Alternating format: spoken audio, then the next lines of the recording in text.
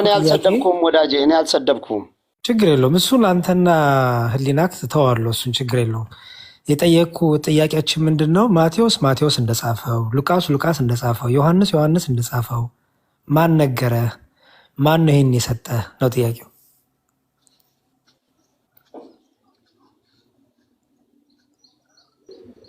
አሹ መልስ። አሹ ይመልስ። እኔ ይኸውልህ መሰረቴ መጽሐፍ ቅዱስ ነው እኮ ያንተ መሰረት ነው። ቆይ ተመስገን፣ ቀስ በል ተመስገን። ያሬዶ ጋር ነው የምትወያየው፣ ከኔ ጋር አይደለም። እኔ ከሱ ጋር አልወያይም ብዬ ነበረ። ይሰማየ አሁን እኮ ይኸው እያጋጨ አሁን ግን ከያሬድ ጋር ካልተወያየ እኔ ደግሞ ቤቱን እኔ አልወያይም። ከያሬድ ጋር ነው የምትወያየው። መዝሙሩን ልጠይቅሽ በቃ። አሁን ስለዚህ እኮ ብዙ አወራን። መዝሙሩን ልጠይቅ። መዝሙር መዘመር ስለሚባለው ስለ ፍጡር ያልከውን እሺ፣ ስለ ፍጡር ልጠይቀው። እቺ ነገር ልንገርህ፣ የከሌቤት ስለመዝሙሩ ልጠይቀው። አንድ ጊዜ ሚውት አድርግልኝ። አንድ ጊዜ የከሌቤት የሚባል የለም። ለያሬድም ይሄ ቤት ቤቱ ነው። መርጣ አትወያየም። ሆስቱ በመረጠልህ ሰው ነው የምትወያየው። በጣም ብዙ አወራን እኮ። ያን በኋላ ትጠይቃለህ አላልከኝም እንዴ? ስለ መዝሙር ልጠይቅ። ስለ መዝሙር ትጠይቃለህ። አንድ ጊዜ እኮ ያሬድም አልነበረም። አንድ ጊዜ ርዕሱን ላስታውስ። አሁን መጽሐፍ ቅዱስን ማን ሰጠን? አንደኛ ጥያቄ ነው። ቀጥሎ ደግሞ መዝሙር ስለ ፍጡር ኦርቶዶክስ የዘመረችበትን ማርያም አንቺ ተሰቅለሽ አድነሽኛል፣ ማርያም ከሲኦል እንደዚህ አውጥተሽኛል የሚል መዝሙር ካለ አሳየኝ። ገብርኤል አንተ ተሰቅለህልኛል፣ ሞተህልኛል የሚል ካለ አሳየኝ። ስለ ፍጡር ዘመሩ የሚባለው ሞቶ አዳነን ያሉት ካለ እሱን ታሳየናለህ ነው። ካልሆነ ግን አንዳንድ ቤት ተከፍቶ የኦርቶዶክስ መዝሙር ማዳመጥ ትክክለኛ ነው ወይ ብለው ቤታቸውን ከፍተው እነሱ ግን የኦርቶዶክስ መዝሙርን ነው የሚያዳምጡት። ኦርቶዶክስ መዝሙሯም ስብከት ነው፣ ኢየሱስን እየገለጠ ነው ያለው። ደግሞ እኔ ሆስቱ ባለቤት ነኝ። ሆስቱ ደግሞ ወገንተኛ አይደለም። የያሬድን ቤትም ነው የአሼ ቤትም ነው። ሆስቱ ግን ከሁለት ሰው ጋር ያወያያል። ያሬድና አሼ ተጠያየቁ በመጽሐፍ ቅዱስ ጉዳይ። በመጽሐፍ ቅዱሱ ከተመለሰልህ በኋላ በመዝሙር ደግሞ ትቀጥላላችሁ። ኦርቶዶክስ የምር ለፍጡር ትዘምራለች የሚለውን ትቀጥላላችሁ ማለት ነው። ተባረክልኝ መዝሙርዬና አሹ ቀጥል። መዝሙሩን ልጠይቅ። አሁን መዝሙሩን ልጠይቅ። ቆይ መዝሙሩን መጽሐፍ ቅዱስን እንጨርስና አይደለም በቃ እኔ በጣም ብዙ ሰዓት ተወያየሁ እኮ ብዙ ሰዓት አወራሁ። እሺ በቃ ተባረክልኝ። እሺ በቃ እኔ ብዙ መድረክ አልችልም። እዛ በቃ እዛ አሁን ጴንጤ አስወጣ ትላላችሁ። አሁን እኔ ወገንተኛ ሆኜ አይደለም። እዩ በጌታ በጣም ነው ማዝነው። ክርክር ነው የሚበዛው። በቃ እንደዚህ ድክም ከምል ቦርድ ይሻላል። እሺ ምንን ቆይ ማርቆስ ቆይ አንድ ጊዜ ማስተርዬ ማርቆስ ሚውት አድርግ። የምናከብራቸው ሰዎችም አሉና ማርካን ትቀድማለች። ማርካን እንኳን ደህና መጣሽ እህትዬ። ታሚ አንድ 5 ደቂቃ አስጠኝ። ምቹ ቦታ ስላልሆንኩ ነው ዝም ያልኩት። ደስ ይለኛል። እሺ ደስ ይለኛል። ማርቆስ ይቀጥሉ ከያሬዶ ጋር መጽሐፍ ቅዱስ ማን ሰጠን በል። እሺ እንግዲህ ከቅድሙ ጀምሮ መጽሐፍ ቅዱስ ማሰጠ እያልክ የሚጠይቀው መዝሙረ ያሬድ ሳይሆን አንተ ነበርክ። ከያሬድ ጋር ቀጥል አንተ። እኔ ቆይ ዛሬ ሰው ያሟል እንዴ በጌታ ከያሬድ ጋር ቀጥሉ አልኩኝ እኮ። እኔ ወገንተኛ አይደለሁም። እኔ ማንም ደጋፊ አይደለሁም። ለሁለት ተወያዩ። ቀጥሉ ያሬድ ይቀጥል። እንግዲህ ያሬዶ መጽሐፍ ቅዱስ ማን እንደሰጠ የሚያምን ነው። አንተ ነህ ያለው ማርቆስ። ስለዚህ ከአንተ ጋር እንወያይ። ወይ ጉድ! ማርቆስ ወንድሜ እንዴት ዋልክ? እግዚአብሔር ይመስገን። ተመስገን። ሁለተኛ ጊዜ ተገናኘን እናንተ። እሺ ሐሳቡ መሰለ ማርቆስ ወንድሜ፣ መጽሐፍ ቅዱስን ከማን ተቀበልከው? ማንስ ሰጠ? ለምሳሌ ማቴዎስ እንደጻፈው፣ ማርቆስ እንደጻፈው፣ ዮሐንስ እንደጻፈው ማን ነገረህ? 66ስ ብሎ ማን የቀነነልህ? ማን ያስቀመጠልህ? እና ኦኬ እሺ፣ ለዚህ መጽሐፍ ቅዱስ ማን ሰጠ? ይሄን ከመናገሬ በፊት ዶክተር ተመስገን ይሄን ሳያቅ ነው ወይ ጴንጤ የሆነው የሚል ጥያቄ አለኝ። ይህን ሳታቅ ነው ወይ ክርስቲያን ነኝ እኔ ጴንጤ ነኝ እያልክ እስከ ዛሬ ድረስ ያለው? ይህን ጥያቄ ያመጣበት አንግልም ትክክል አይደለም። ጥያቄው ራሱ ትክክል አይደለም ብዬ ገምታለሁ። መልካም። እኔ ጠየቀኝ። እኔን ጠየቀኝ። እኔ ገለልተኛ ነኝ። እኔም በቃ ሙስሊም አድርጉኝ። ለዛሬ ሙስሊም ነኝ።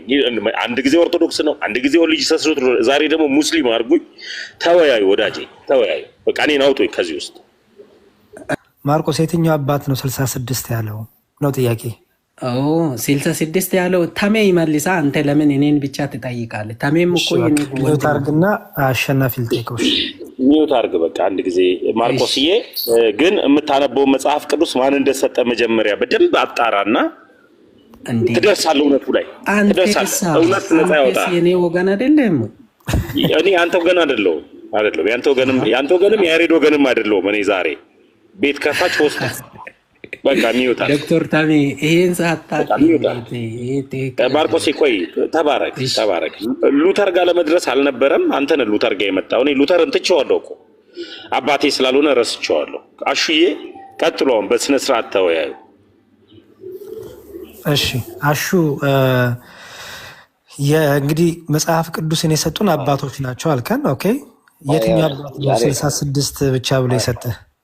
ቆይ ያሬድ፣ አንተ እንደገባ ወደ ጥያቄ ነው። እኔ እንደገባው ጥያቄ ተሰጥቶኝ ነበረ። የተሰጠኝን ጥያቄ በአግባቡ መልሻለሁ። በአግባቡ መልሻለሁ። በአግባቡ መልሻለሁ። አንተ አልነበርክም። ቆይ ከዛን እንደገባክ አንተ ጠያቂ ሆንክ። በአግባቡማ ስላልመለስክ ነው ከጠየቁ። ቆይ አንተ አልነበርክማ። ሰምቻለሁ እኮ ነበርኩ እኮ ታች። የት ሰማኝ? ስለ መጽሐፍ ቅዱስ ስታወሩ ስለ ሉተር አሺ ወንድሜ፣ ቆይ መጽሐፍ ቅዱስ ፕሊዝ አሺ፣ ቆይ እኔንም እየሰማኝ ርዕሱን እንጠብቅ የተባለው ርዕሱ ምን አልኩኝ? እኔ እኮ ያልኩት እኮ የአባቶች ትምህርት የምንለው መጀመሪያ ትምህርቱ የማን ነው? የኢየሱስ ክርስቶስ ትምህርት የማይመስለውን ነገር አባቶች አውጥተውታል። ለምሳሌ ኦርቶዶክስ፣ የትኛው አባቶች? ኦርቶዶክስ ይጠቅመኛል ያለችውን 18 አሸናፊ አስጨርሰኝ ካወራው ያወጡትን አባቶች ስህተትም ከሆነ ሲመኝና ቆይ ዝም ብሎ አባቶችን አንሸዋወዷ። የትኛው አባቶች በየትኛው ዓመተ ምህረት እነዚያ ሲያዱት አባቶች እምነታቸው ምን ነበር? እሱ ንገረኛ። እሱን እውቀት የለኝም። ታዲያ የምታወራውን ነገር ዝም ብዬ ላዳምጥ ያህል እውቀት የምታወራው አይደለም። እሱን እውቀት የለኝም ማለት ምንም እውቀት የለኝም ማለት አይደለም። ይኸውልህ ስማ፣ የማርቆስ ወንድም ማን ነው ብለህ አላውቀውም ካልከኝ እውቀት የለውም ያሬድ ማለት አይደለም። የጠየቅን እሱ አይደለማ ወንድሜ፣ የጠየቅን እጃችን ላይ ያለው መጽሐፍ ቅዱስ አለ። ይህ መጽሐፍ ቅዱስ አሁን እንደ ፕሮቴስታንት 66 ብቻ ትላላችሁ። 66 ብቻ ብሎ ያዘጋጀላችሁ ሌላውን ያወጣው አባቶች ብለሃል። እነዚህ አባቶች ማን ነው ስማቸው? አንተ አባቶች ካልኩኝ ስማቸውን እኔ አሁን ስማቸውን አለማወቄ እውቀት ማጣት አይደለም፣ እውቀት ማነስ አይደለም አልኩ። አንተ አሁን አንተን ደግሞ ጥያቄ ልጠይቅ። እኔ አላውቅም ብያለሁ አይደል? ያኛው እውቀት የለኝም ብያለሁ። አንተን ደግሞ ጥያቄ ልጠይቅ። እኔ መለስኩልህ። በቃ አጭር መልስ መለስኩልህ። ጥሩ ፋላሲ አትጻፍ። ጥሩ በደንብ አጥንተህ ተዘጋጅተና ጠይቀኛው። ችግር የለውም። አንተን ጥያቄ ልጠይቅ። ጠይቀኝ። እሺ 66ቱን እኛ ተስማማንበት። 15ቱን ደግሞ የቀኖና መጽሐፍ ብለን እናምናለን። ቆይ የቀኖና መጽሐፍ ብለን እናምናለን። እኔ ጥንታዊቷን ኦርቶዶክስ ስለመደገፍ 81 ብሎ የሰጠ ማን ነው ለአንተ? አባቶቼ ቤተክርስቲያን። አባቶቼ እነማን ናቸው? አዎ አየህ፣ አሁን ከኔ ልትኮርጅ ነው አሁን አንተ ማለት ነው። ችግር የለውም መልስ፣ ችግር የለውም። ከአንተ እማራለሁ ወንድሜ አይደለም እማራለሁ። ወንድም ሆንኩኝ። አሁን ቅድም ማውራትም አልፈልግም ስትለኝ ቆይተህ አይደለም። እኔ ይኸውልህ ስማ፣ ተው እሱን ተው። አሁን እኮ ችግር የለም አስተምረኝ። ወንድሜ መሸነጋገሉ አስተምረኝ እኮ ችግር የለውም እኮ ብዙ ሰው አለ እኮ ወደ 400 600 ሰው አለ። እንደውም እንማረሽ ንገረን። ጥሩ። ስለዚህ ምንም ለፕሮቴስታንት መነሻው 66ቱ የሚለው መልስ የለም ማለት ነው። በቤተክርስቲያናችን ፍትሐ ነገሥት የሚባል መጽሐፍ አለን። ታውቀዋለህ? ኦርቶዶክስ እያለ ሲባል አነበውም ሲባል ሰማለሁ። ኦርቶዶክስ ነበር ካረን? ኦርቶዶክስ እያለ ተምረሃል? ወይኔ ያሬዶ የቀደሙን ለምን ጥያቄ አይደለም ሌላ ፋላሲ ትሰራብኛለህ? ለምን ሳይጠየቅኩ ቅድም ኦርቶዶክስ ነበርኩ ስትል ስለሰማው ኦርቶዶክስ እያለ እነዚህን መጽሐፍት ወይም ፍትሐ ነገሥት የስርዓት መጽሐፍት የሚባለውን አንብበህ ታውቃለህ ወይ ነው ጥያቄ? ወይ ተምረው ታውቃለህ? እኔ አላቅም እኮ አልኩ። መጀመሪያ ስትናገር እኮ አውቃለሁ ሲባል አንብቤ አላቅም አልኩ እኮ። ጥሩ እሺ። እንዳትነግረው ይላሉ ከታች። እኔ መጽሐፍ ብቻ ነው የማሳየው። እሺ ወንድሜ ችግር የለው። መጽሐፉን አሳያለሁ። አንተ ገብተህ ቤት ስራ ትሰራለህ። እሺ ከፍቼ ላሳይ። ትልቁ ላርገኛ እንዴ ተሜ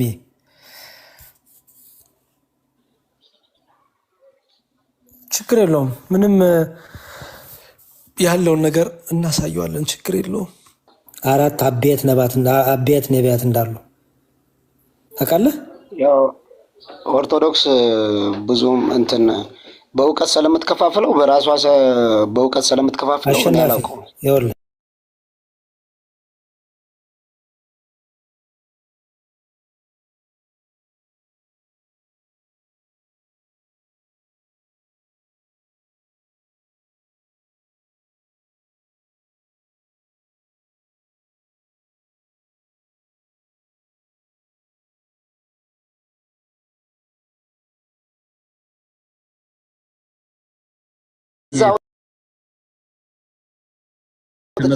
በጠይቃቸው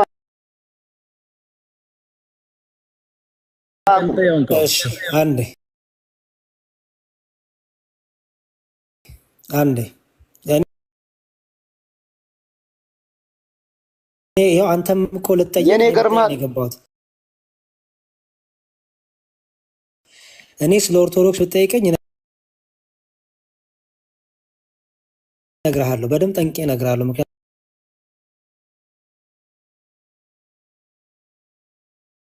ምክንያቱም ቁጭ ብዬ አንተ እኮ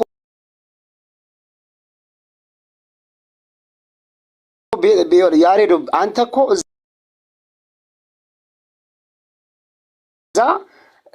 እንትን አስተማሪም ጨመርና እኮ ቁጭ ስለተማርኩኝ ነው። አይደለም ይሄ ምዕመን ቆይ ያሬዶ እዚህ ጋር ይኸውልህ ምዕመን ይማረዋል ብለህ ታስባለህ? ይሄን አዎ ነገስትን የቤተክርስቲያን አገልጋዮች ስለ ካህናት፣ ስለ መነኮሳት፣ ስለ ቅዳሴ፣ ስለ ቁርባን፣ ስለ ጸሎት፣ ስለ ጾም፣ ስለ ምጽዋት እነዚህን ሁሉ ምዕመን አያውቅም?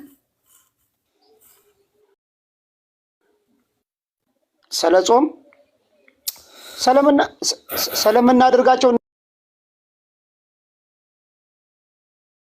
እነዚህን ሁሉ እናውቃቸዋለን እኮ። ስለ ቁርባንም እናውቃለን። እሺ ታውቃለህ? አንተ ስለ ቅዳሴ ታውቃለህ? ስለ ቅዳሴ እንሰማለን እንማራለን እንጂ ታውቃለህ እውቀቱ አለክ ብትለኝ የለኝም። እሺ ከሰማ ኦርቶዶክሱን ራሱ ብጠይቀው አያውቁም ከቄሱና ከአስተማሪው በስተቀር። እሺ ስለ ቅዳሴ ተምሬያለሁ ብለሃል። ቅዳሴ ምንድን ነው? ቅዳሴ ምስጋናም ነው። ቅዳሴ ምንድን ነው? በቅዳሴው ጸሎት አለ፣ ምስጋና አለ። ቅዳሴው ምንድን ነው? ቅዳሴ ምንድን ነው? እኔ እኮ ይኸውልህ እንትን እያልከኝ ነው አንተ። ምን አይነት ጥያቄ ነው የምጠይቀኝ? እኔ እኮ ይኸውልህ አስተማሪ እኮ አይደለሁም። እኔ ምዕመን ነኝ። በቃ ጥሩ። ስለዚህ አላቅም በል። አልተማርኩም፣ ኦርቶዶክስ እያሉ አልተማርኩም በልና አለፈው። እንደዛ ማለት አልችልም። አንዴ ያሴ አይደለም አትበለኝ። ኦርቶዶክስ አይደለም አትበለኝ። አንዴ ኦርቶዶክስ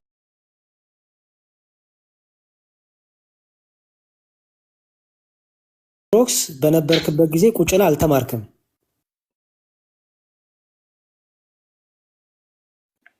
ተምረሃል? ቁጭ ብለህ አልተማርክም። አዎ ትክክል ነው።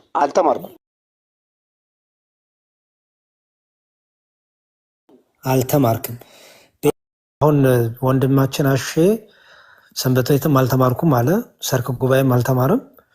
ስለዚህ ብዙ ቤተክርስቲያኗ ሳያውቃት ነው የወጣው። የማያውቃትን ቤተክርስቲያን ደግሞ ቁጭ ብሎ መጽሐፍትን ማንበብ ነው ማወቅ ከፈለገ እና አሉ ሪሶርሶች፣ ብዙ ሪሶርሶች አሉ። በቅንነት በቅን ልብ ለማወቅ ከፈለግ በጣም ብዙ ሪሶርሶች አሉ። ወደ ሁለተኛው ጥያቄ ችግር የለውም። ያሬድ ምንድነው? ፋታ ስጡና ምንድነው? እኛ እናውራ እንጂ ፕሊዝ። ምንም ሳላወራ ከሁሉንም አውርታችሁ ጨርሳችሁ። አንዴ አሴ ሚውት አርግ፣ ከአሼ ጋር ልጨርስ። ሚውት አርግ አሴ። እሺ አሼ ወንድሜ ወደ ሁለተኛው ጥያቄ ብትሄድ ይሻላል። ወደ ሁለተኛው ጥያቄ ብሄድ ይሻለኛል? አዎ፣ ምክንያቱም በመጽሐፍቱ ላይ የመጽሐፍቱ ግን ኦርቶዶክስ ላይ ጥያቄ አለኝ እኮ ጥያቄ አለኝ። የምታስተናግደኝ ከሆነ ዝም ብዬ በትህትና ልጠይቅህ። እሺ አንተ ከልቴክ ጥሩ። አሁን የምነግርህን ነገሮች ካወቃቸው አወቃቸው ትለኛለህ፣ ካላወቃቸው ግን እንድታነብ አሁን አይደል? አትጠይቀኝ። ብዙ ጥያቄ ጠይቀኛል። እኔ እዚህ ጋር ይኸውልህ ስማ 700 ምናምን ሰዎች ስላሉ ፋላሲ ስለሚሆን አሁን እኔ ጥያቄ ልጠይቅህ። በቃ ኦርቶዶክስ ወጥቻለሁ አይደል? የወጣሁበትን ምክንያት ብትጠይቀኝ። እሺ ለምንድን ነው የወጣው? ደግሞ ጥያቄ አለ ስለ ኦርቶዶክስ ካልከኝ ጥያቄ ካለ እንደ አስተማሪ እኔ ደግሞ እንደ ተማሪ ልጠይቅህ። በጣም በደስታ ለምን ወጣ ከኦርቶዶክስ? እሺ እኔ ከኦርቶዶክስ የወጣሁት መጽሐፍ ቅዱስ 66ቱ በቂ ናቸው ብዬ ስለማምን። ጥያቄ መጠየቅ ትችላለህ። ለምን በቂ ነው አልከኝ ካልክ ጥያቄ ጠይቀኝ። እኔም ጥያቄ ጠይቀኝ። 66ቱ ማን ሰጠ ስለኮ ዝም ብለህ አላውቀውም ማለት በቂ ነው ብዬ አምናለሁ እኮ ነገርኩህ። ማን ሰጠ 66ቱን? እሱን ጥያቄ እኮ ቅድም ተግባባን አይደል እንዴ? አሁን መልሰን ወደ ኋላ አላውቀውም ብለኸኝ እንዴት በቂ ነው ትለኛለህ? የሰጡን ምንጮች ሳታውቅ። እኔ እኮ ስማ በወንጌላውያን አማኞች ይኸውልህ፣ በወንጌላውያን አማኞች የማምን ሰው ነኝ።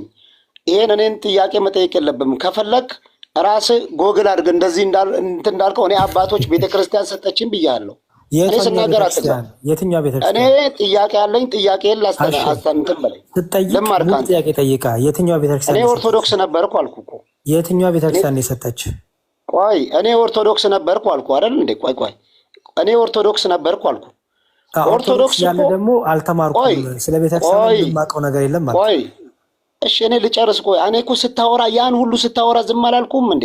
ያሬድ ቆይ አንዴ በእናትህ። እኔ ኦርቶዶክስ ለመሆን መስፈርት አይጠበቅብኝም። ኦርቶዶክስ እኮ ስወለድ ቤተሰቦቼን ያደረጉኝ እኮ እኔ መስፈርት አያስፈልግም። በ40 ቀን እንድጠመቅ አደረጉኝ። ምንም እኮ በ40 ቀን ምንም የማውቀው ነገር የለም። ኦኬ እሺ እኔ ኦርቶዶክስ አይደለም አትበለኝ።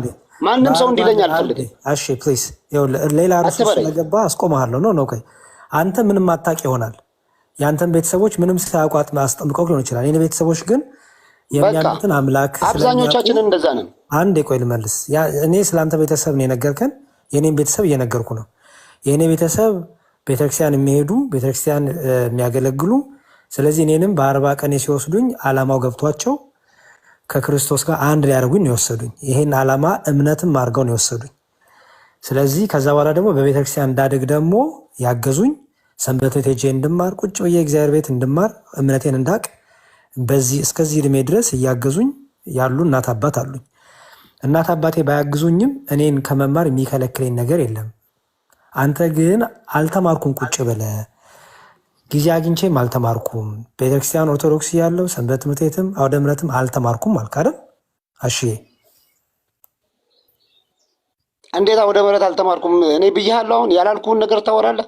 አዎ ሰርክ ጉባኤ ስለቅድም ትዝ ይላል። አውደ ምሕረት ላይ አልተማርኩም። እንዴት ኦርቶዶክስ ሆኖ እንዴት ነው ሰው አውደ ምሕረት ላይ ቆሜ እንኳን አላውቅም አልኩ? አውደ ምሕረት ላይ ሰርክ ጉባኤ ሲያስተምሩት አልሰማሁም አልኩ? ስማኛ ሰርክ ጉባኤ ስለ ግዕዙ አልገባህም ነበር? ቅድም እኮ ሰርክ ጉባኤ ተምራለሁ ስለ እኮ አልተማርኩም አልክ። አንተ ቆይ የምመልሰውን አትይዝም፣ ማልመልሰውን ብቻ ነው ያስክ የምጠይቀኝ። አረ ያሬድ እባክህን እሺ ወንድሜ ቆይ ይኸውልህ ቅድም ትዝ ይል እንደሆነ ወንድም ማለት እኔ ስማ ሰንበት ትምህርት ቤት 20 ምናምን ዓመት ኦርቶዶክስ ነበርኩ። አላውቅም ኦርቶዶክስን። ይኸውልህ እዚህ ጋር ኦርቶዶክስ 5 ልጆች መዘህ አውጥተህ 5 ልጆች መዘህ ስለ ኦርቶዶክስ ብጠይቃቸው 5ቱም አያውቁም። ልንገርህ ስማኝ ይሁን እሺ። ቅድም ሰንበት ትምህርት ቤት ተምረሃል ወይ ሰርክ ጉባኤ ተምረሃል ወይ ስል ምን አልከኝ? አልተማርኩም አልከኝ አይደል? ሰርክ ጉባኤ ማለት አውደ ምሕረት ጉባኤ ማለት ነው። ሰርክ ማለት ከ11 ሰዓት በኋላ የሚደረግ ስለሆነ ያ ትምህርት ሰርክ ጉባኤ ይባላል። ሰርክ ጉባኤ የሚለው ሳይገባ ቀርቶ ነው ወንደሱ ከሆነ ኦኬ። ጉባኤ ተምረሃል ቁጭ ብለህ? አዎ ተምሬያለሁ። ኦኬ። ስለዚህ ሰርክ ጉባኤ የሚለው ነው ያላወቀው። ጥሩ ሰርክ ጉባኤ ይባላል። እሱ የሰርክ ሰዓት ስለሆነ ሰዓቱ ሰርክ ጉባኤ ይባላል። ቅድም አልተማርኩም ብለኛል። ኢትስ ኦኬ። ትርጉሙ ስላልገባ ነው። ሰርክ ጉባኤ ስትማር አሺ የሰማኝ ነው። ሰርክ ጉባኤ ስትማር ቤተክርስቲያን ቀኖናዎችና ዶግማዎች ምንድናቸው ብላ አስተማረች?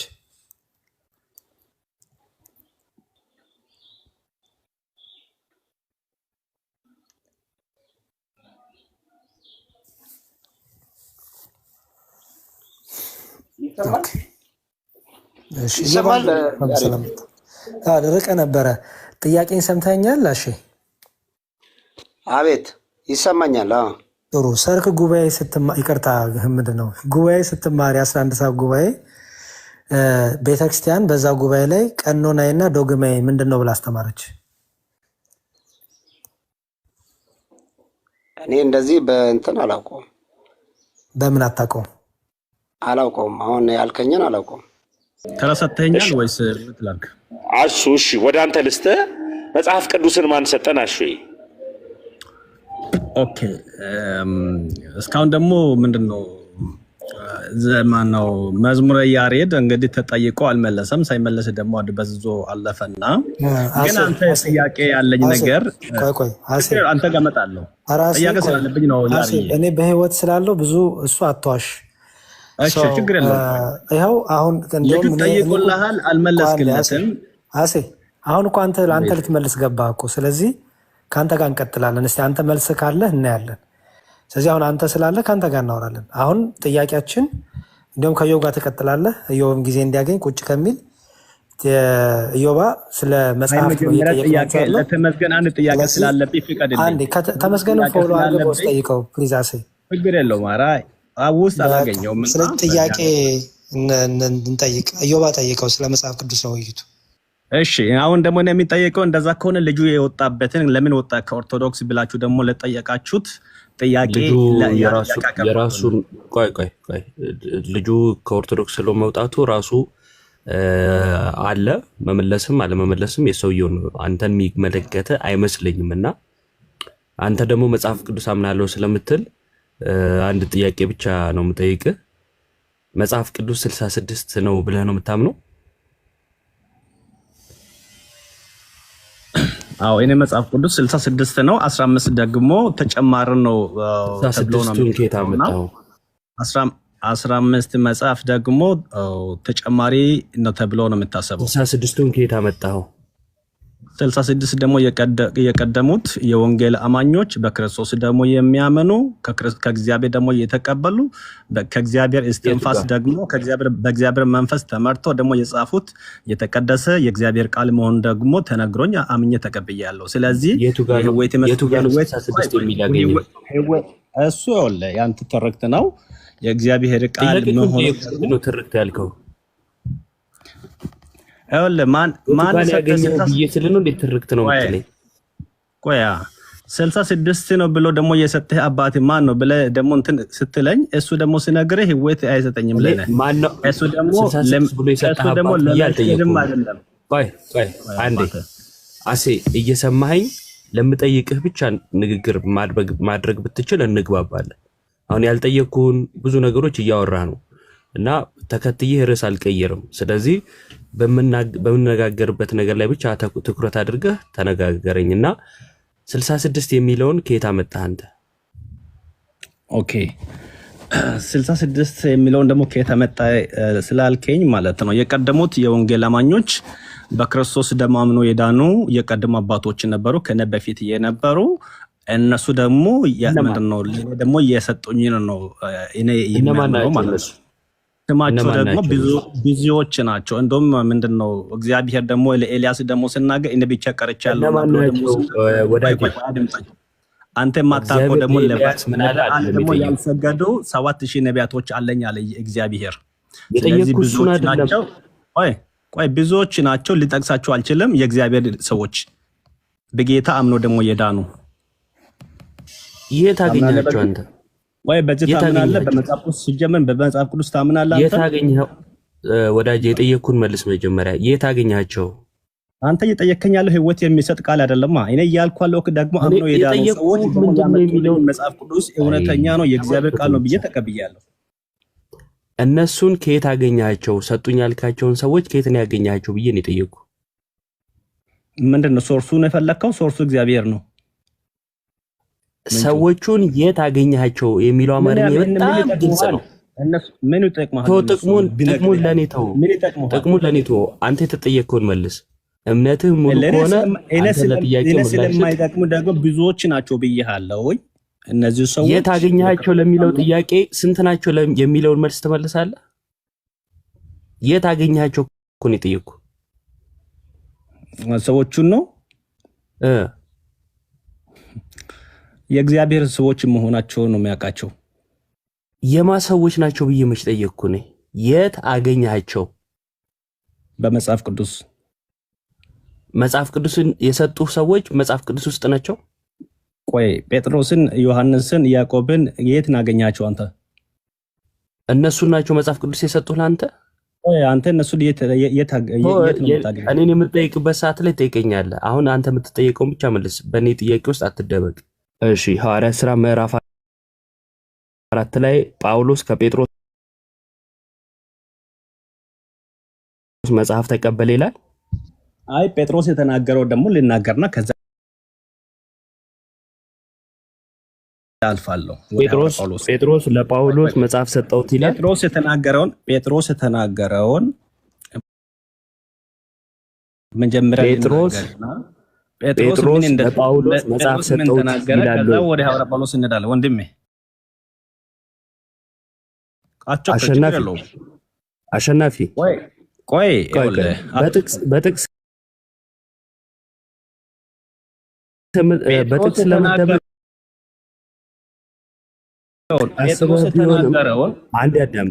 አንድ ያዳምጠኝ። ጥያቄው ጴጥሮስ ምን ተናገረ፣ ጳውሎስ ምን ተናገረ ሳይሆን ጳውሎስ ከጴጥሮስ የተቀበለው መጽሐፍ አለ ወይ? አዎ ስትለኝ በላንጣ በማስረጃ አልኩ። ስለዚህ መጽሐፍ ስለመቀበሉ የሚያወራ ጥቅስን የጠየቅኩ እንጂ ምን አወሩ ብዬ አልጠየቅኩ። እሺ 1000 ሰው አለ። 1000 ሰው ምንነጋገረውን አማርኛ በደንብ አድርጎ ይረዳል። እንዴት አድርገህ ጥያቄዎችን እንደምትሸሽ የተናገርከውን እንዴት አድርገህ እየቀያየርክ እንደሆነ ይረዳል። የኔ ትልቁ ሐሳብ እሱ ነው።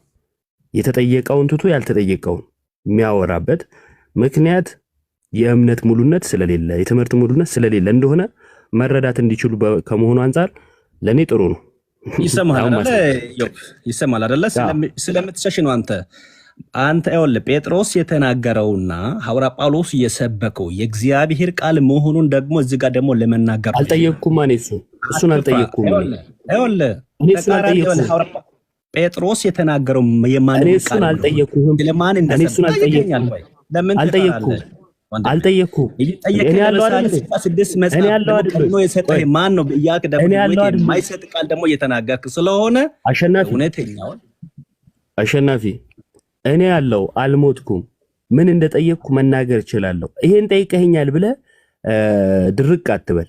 እኔ የጠየቅኩ ጳውሎስ ከጴጥሮስ የተቀበለው መጽሐፍ አለ ስላልክ የተቀበለው መጽሐፍ በማስረጃ አሳየኝ ነው። ምን አልኩኝ? መጽሐፉን አሳይ። መጽሐፍ ሲቀበል አሳይ። መጽሐፍ አንድ መጽሐፍ ነው። እሱም ደግሞ ያው ቅዱስ የእግዚአብሔር ቃል ይባላል። ምን ይባላል አልጠየቅኩም። መጽሐፉን የተቀበለበትን አሳይ። መጀመሪያ ጴጥሮስ የተናገረበትን ደግሞ ላሳየህ። እኔ ጴጥሮስ ምን ተናገረ ደግሞ ወደዛ እንሄዳለን። እኔ ጴጥሮስና ጳውሎስ ምን ተነጋገሩ አልጠየቅኩም። እየፈራህ ነው ጴጥሮስ። እኔ እሱን አልጠየቅኩም እኮ ነው ያልኩህ። ምን ሆነ ነው? እሺ ወገኖች ሰላም ለእናንተ ይሁን። ያሬዲ አንድ ሰው አንድ ጥያቄ ጠይቆ ነበረ። ፈቃደኛ ከሆንክ አላውቅም፣ የጻፈውን ኮመንት ካነበብከው አላወቅኩም። አይተኸዋል ያሬዲ? አላየሁትም። ባም ጋዲስ ይላሉ።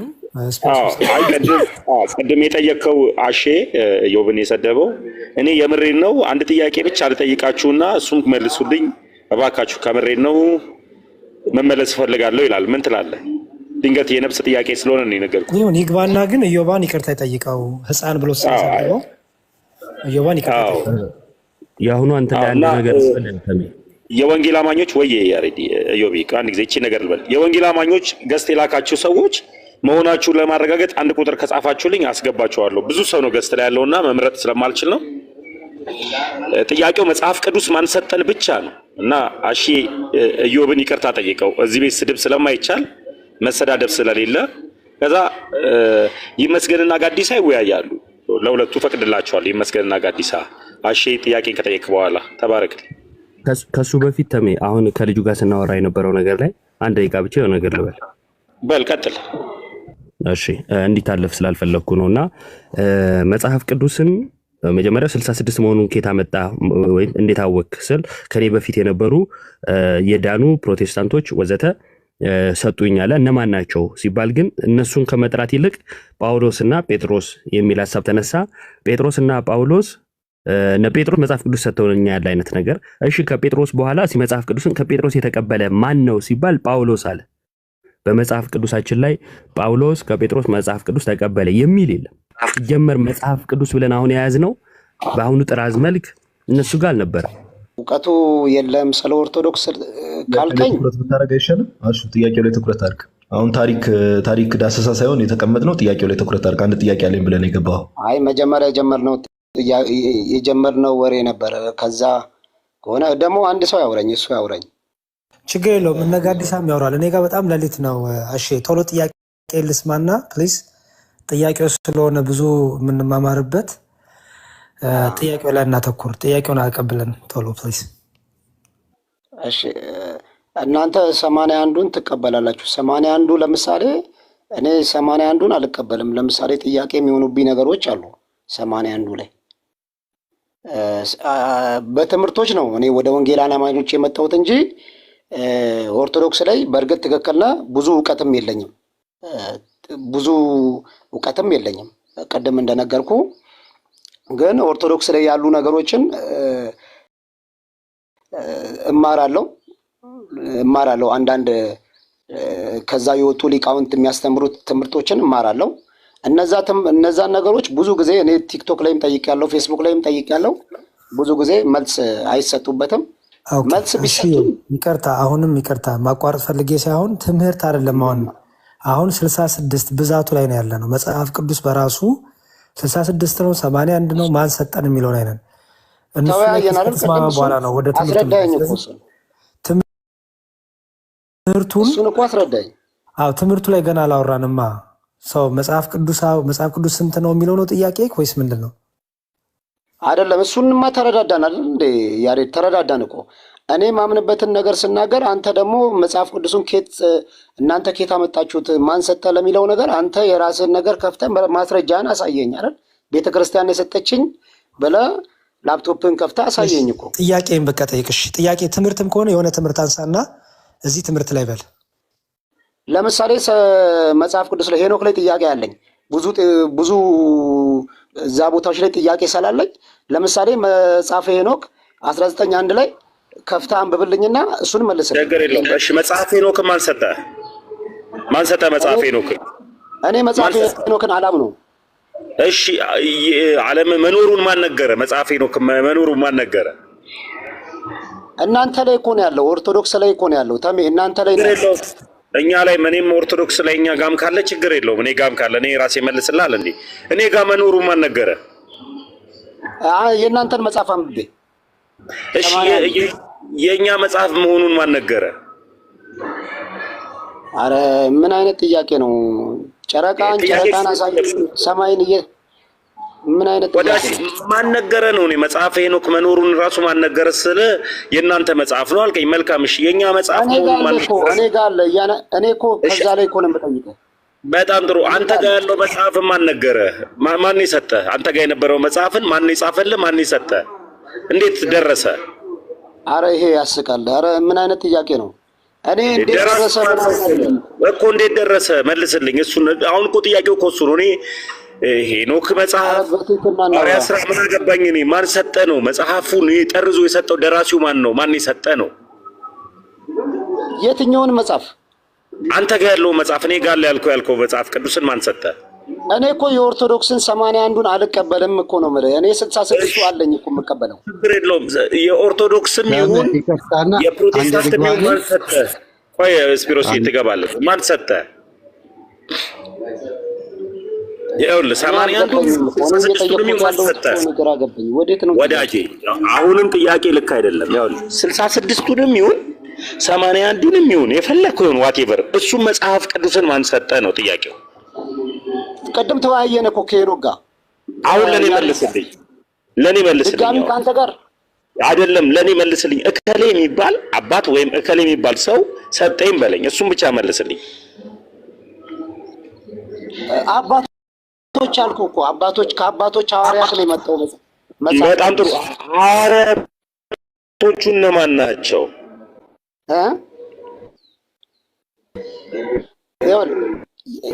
የጴጥሮስ መልእክት እነማን ናቸው ሐዋርያቶቹ?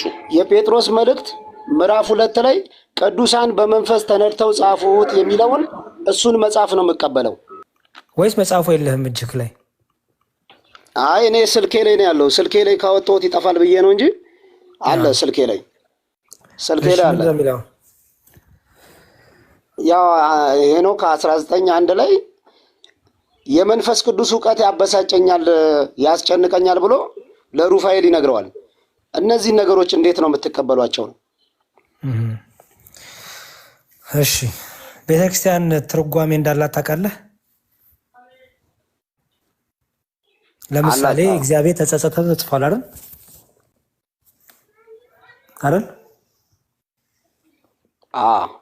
እግዚአብሔር ተጸጸተ የሚለውን ጽሑፍ አይተህ ይሄ እንዴት ትቀበለዋለህ ብለህ ምንድነው የምትለኝ? አይ ተጸጸተ ማለት እኮ ማለት ይሄ ነው ትለኛለህ አይደል? ከአውዱ አንጻር ነው ተጸጸተ። ለምሳሌ እግዚአብሔር ሊጸጸት ይችላል፣ እግዚአብሔር ሊቆጣ ይችላል። መጸጸት ማለት ነው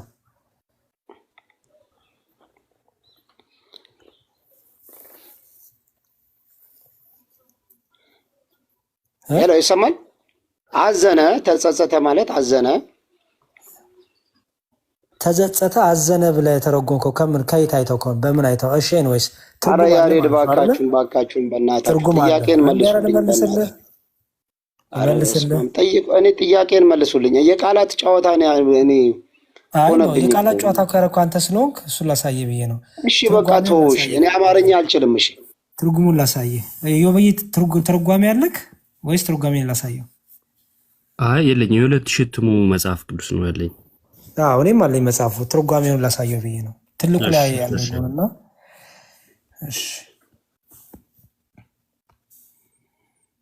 እሺ ይሄ የመጽሐፈ ሄኖክ ትርጓሜያችን ነው። ያው መጽሐፈ ሄኖክ እሺ ወንድማለ ታያን መጽሐፈ ሄኖክ ምዕራፍ ከ18 እስከ 19 ያለው የትርጓሜው ነው። ምዕራፍ 19 እንዲህ ይላል ጉባኤልና እሺ ወበይእቲ ዕለተ አውሳ ቅዱስ ሚካኤል እንዘ ይብል ለሩፋኤል ኃይሉ ለመንፈስ ይመስጠኒ። በዚያችም ቀን ቅዱስ ሚካኤል የመንፈስ ቅዱስ ግብሩ ዕውቀቱ ወደ ሐዘን ይወስደኛል። እዚህ ጋ ወያምአኒ ያበሳጨኛ ብሎ ለቅዱስ ሩፋኤል መለሰለት። ለሰው ማዘኑ ይላል ትርጉሙን። ያው ለሰው ማዘኑ መንፈስ ቅዱስ ቢያድርበት ነውና ይኸው እንዴት እንደተፈታ በደንብ ይኸው። ቅዱስ ሚካኤል በዛች ቀን ቅዱስ ሚካኤል የመንፈስ ቅዱስ ግብሩ ይላል ዕውቀቱ ወደ ሐዘን ይወስደኛል አለ። መንፈስ ቅዱስ የሚገልጽልኝ ነገር፣ መንፈስ ቅዱስ የሚያሳውቀኝ ነገር ያ ምንድን ነው? እሱ ለምሳሌ እኛ ምን እናምናለን መሰለህ? እስቲ ይህን ጥቅስ ላይ አንድ ነገር ላሳይ፣ ከዛ መለሳለሁ ወደ እንትኑ። እሺ እዚህ በሉቃስ ወንጌል ላይ ሉቃስ ወንጌል ምዕራፍ 15 ቁጥር 7 ላይ የሉቃስ ወንጌል ምዕራፍ 15 ቁጥር 7 የሉቃስ ወንጌል ምዕራፍ 15 ቁጥር 7 እሺ እላችኋለሁ እንዲሁ ንስሐ ከማያስፈልጋቸው ከ99 ጻድቃን ይልቅ ንስሐ በሚገባ በአንድ ኃጢአተኛ በሰማይ ደስታ ይሆናል ይላል አይደል? አለ እሺ በሰማይ ደስታ ይሆናል ሲል ማን ነው በሰማይ ደስታ የሚያደርገው?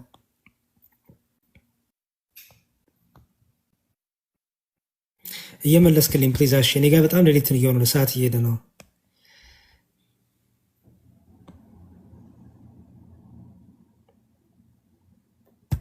እሺ ሚዩት ነው አይሰማም? ሚዩቱን አይሰማም። እሺ አይሰማም እኮ ድሮም። ይቅርታ አላየሁትም ነበር። እሺ ችግር የለውም። በሰማይ ደስታ የሚያደርጉት እነማን ናቸው? መሲ ሙሉን አንብብልኝ። ቆይ እኔ እንትን ስላለብኝ ነው። እንዲሁ ንስሐ ከማያስፈልጋቸው ከ99ኙ ጻድቃን ይልቅ ንስሐ በሚገባ በአንድ ኃጢአተኛ በሰማይ ደስታ ይሆናል። በሰማይ ደስታ የሚያደርጉት እነማን ናቸው? መላእክት በምድር ላይ አንድ ኃጢአተኛ መመለሱን በምን አወቁ? ለቅድሙ መልስ የሰጠኝ ነው። አዎ እየሰጠውክ ነው። በምን አወቁ?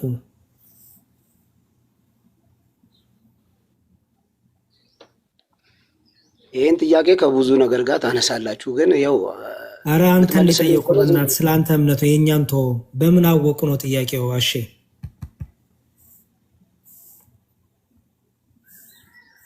አላውቅም። ስለዚህ ያ በዛ ነው የምንረዳው። ትርጓሜው ነው ለደቂቀ ሴት ልትሆን ስለተሰወረችው መቻ ጭንቅነት ያበሳጨኛል እያለ እየተረጎመ ይመጣል። ይኸው ስለ ሰዎች መጨነቃቸውን፣ ስለ ሰዎች ማዘናቸውን፣ ስለ ሰዎች የሚሰማቸውን ስሜት ለማሳየት ነው። እኛ እንደዚህ ነው የምንረዳው ስለሚተረጎም ማለት ነው። ገብቶሃል? እሺ ይሄ እናንተ አረዳድ ከሆነሽ ይኸው መጽሐፉ የኛ ነው። ይኸው መጽሐፉን ፕሮግራም ስላለው ምንም እኔ መከራከር አልችልም። ትክክል ነህ፣ ችግር የለውም። ይኸው መጽሐፈ ሄኖክ ይኸው ከጥንት አባቶቻችን ሲወርድ የተቀበለው የአንድምታ ትርጓሜ ይላል። የመጽሐፈ ሄኖክ ትርጓሜው ነው ይሄ። ኦኬ ለምሳሌ እሺዬ አንድ ጥያቄ ልጠይቅህ።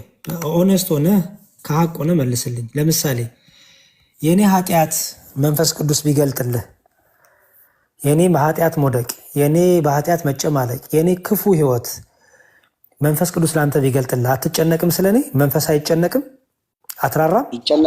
ይጨነቃል። ከዛ ጸልይ በቃ።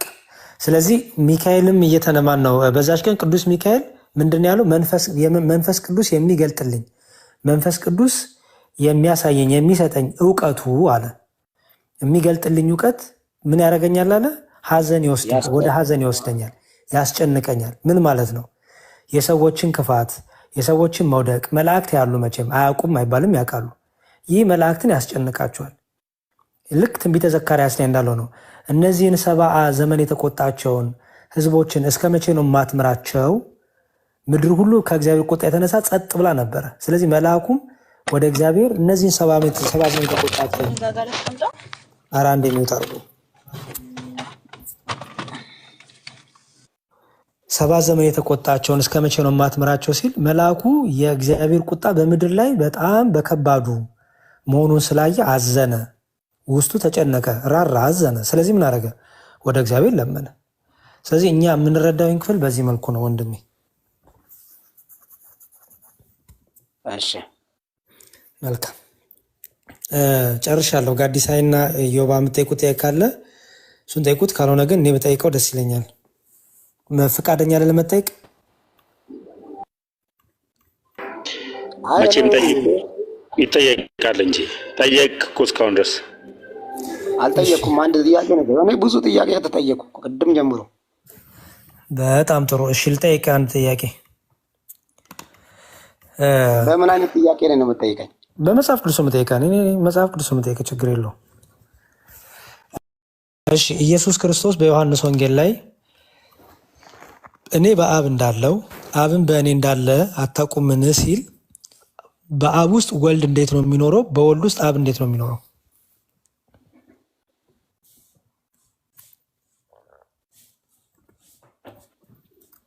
አብ በእኔ እንዳለ እኔም በአብ እንዳለው። አዎ አብ በእኔ ውስጥ እንደሚኖር እኔም በአብ ውስጥ እንደሚኖር አታውቁምን አታምኑምን ይላል ጌታ። የዮሐንስ ወንጌል ላይ ያለው ማለት ነው። ዮሐንስ ወንጌል ምዕራፍ 14 ላይ እኔ በአብ እንዳለው አብን በእኔ እንዳለ አታምኑምን ይላል። እዛው 10:38 ላይ እንደዚሁ አለ እና እኔ በአብ አለው አብን በእኔ ያለ ሲል በአብ ውስጥ ወልድ እንዴት ነው የሚኖረው? በወልድ ውስጥ አብ እንዴት ነው የሚኖረው? እኔ የምረዳው እዛ ጋር አንድነታቸውን ነው የምረዳው። አብን በእኔ እንዳለ እኔም በአብ እንዳለው ሲል አንድ መሆናቸውን አንድ አምላክ መሆናቸውን እዛ ጋር እየተናገረ እንደሆነ ነው የምረዳው። እንዴት ነው የሚኖረው? ስለሚኖረው ሐሳብ እውቀቱ ሶስትነት እኮ አለ አይደለ? ልዩ አካል ሶስትነት አለ አይደል? ስለዚህ አንዱ በአንዱ እንዴት ነው የሚኖረው? አብ በወልድ ውስጥ ህላዌው እንዴት ነው? በምንድን ነው የሚገለጠው? ወልድ በአብ ውስጥ እንዴት ነው የሚኖረው? እንዴት ነው የሚገለጠውስ?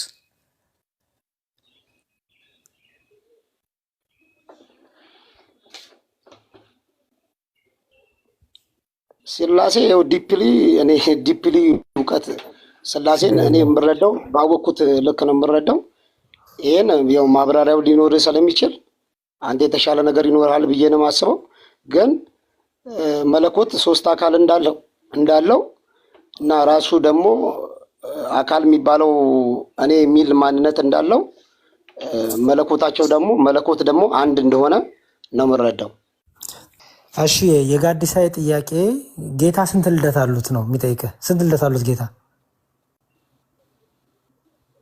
አንዳንዶቹ አንድ ይላሉ፣ አንዳንዶቹ ሁለት ይላሉ። ይሄ መሰረታዊ ነገር አይደለም ለእምነቴ።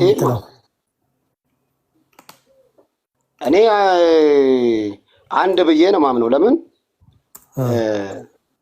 አንደኛው የትኛው ነው? እኔ ከድንግል ማርያም የተወለደበትን ነው። እሺ እንጂ የቅድመ ዓለም ከአብ መወለዱን አትቀበልም? ያው ከወልጄሃለሁ የሚለውን እኮ እኔ ነገርኩህ እኮ። እኔ እቀበለዋለሁ፣ መጽሐፍ ቅዱስ ይላል እኮ እሱ። አሁን ጋዲሳ መዝሙርን ነገር አይደል እንዴ? መዝሙርን እኮ ጠቅሶ ነገረኝ አይደል እንዴ? ይሄን ላሳየህ እስቲ። እቀበላለሁ፣ ግን ላሳየህ። እዚህ ጋር የተጻፈው ማን ነው? መዝሙር 110 ላይ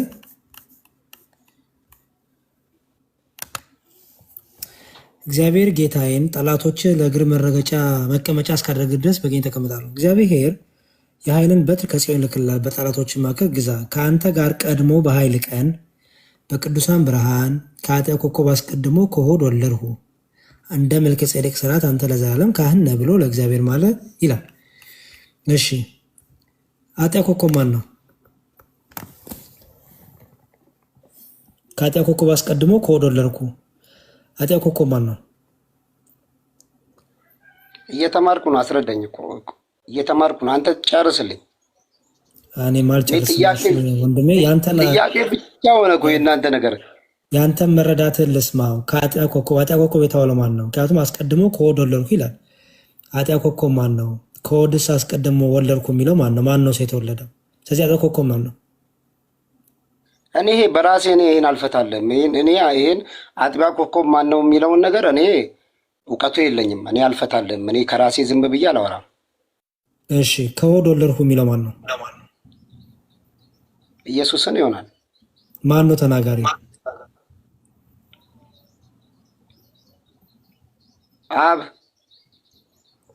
እሺ ስለዚህ ቅድመ ዓለም ከአብ ተወልዷል ማለት ነው አይደል? ኢየሱስ ክርስቶስ ቃል የአብ ቃሉን እንላለን። ስለዚህ ሁለት ልደታት አሉት ማለት ነው ጌታ። ኃጢአት ኮከብ ማለት ባይዘው ኢየሱስ ነው ብለው ይመልሱ ላሉ ከታች ጴንጤዎቹ ስህተት ነው። ኃጢአት ኮከብ እዚህ ትንቢተ ዳንኤል ላይ ኃጢአት ኮከብ የተባለው ማን እንደሆነ ላሳየህ። ያው ለማወቅ ስለፈለግ ዝም ብዬ ላሳየህ። እኛ እዚህ አይ ምናምን ብለን እንደዚህ የምንጫወተው ድራማም የለም። ዓላማችንም እሱ ስላልሆነ በዚህ ዳንኤል ላይ ትንቢተ ኢሳያስ ላይ ምዕራፍ 14 ቁጥር 12 ትንቢተ ኢሳያስ ያው ጥቅስ እያስክ ነው ግን ይጠቅምሃል። ትንቢተ ኢሳያስ ምዕራፍ 14 ላይ ቁጥር 12 እንዲህ ይላል፣ ያው አንተ የንጋት ልጅ አጥቢያ ኮከብ ሆይ እንዴት ከሰማይ ወደክ፣ አሕዛብን ያዋረድክ አንተ ሆይ እንዴት እስከምድረስ አቆረጥክ ይላል። ስለዚህ ኃጢአት ኮከብ የተባለው ማን ነው ማለት ነው? ሳጥናኤል አይደል?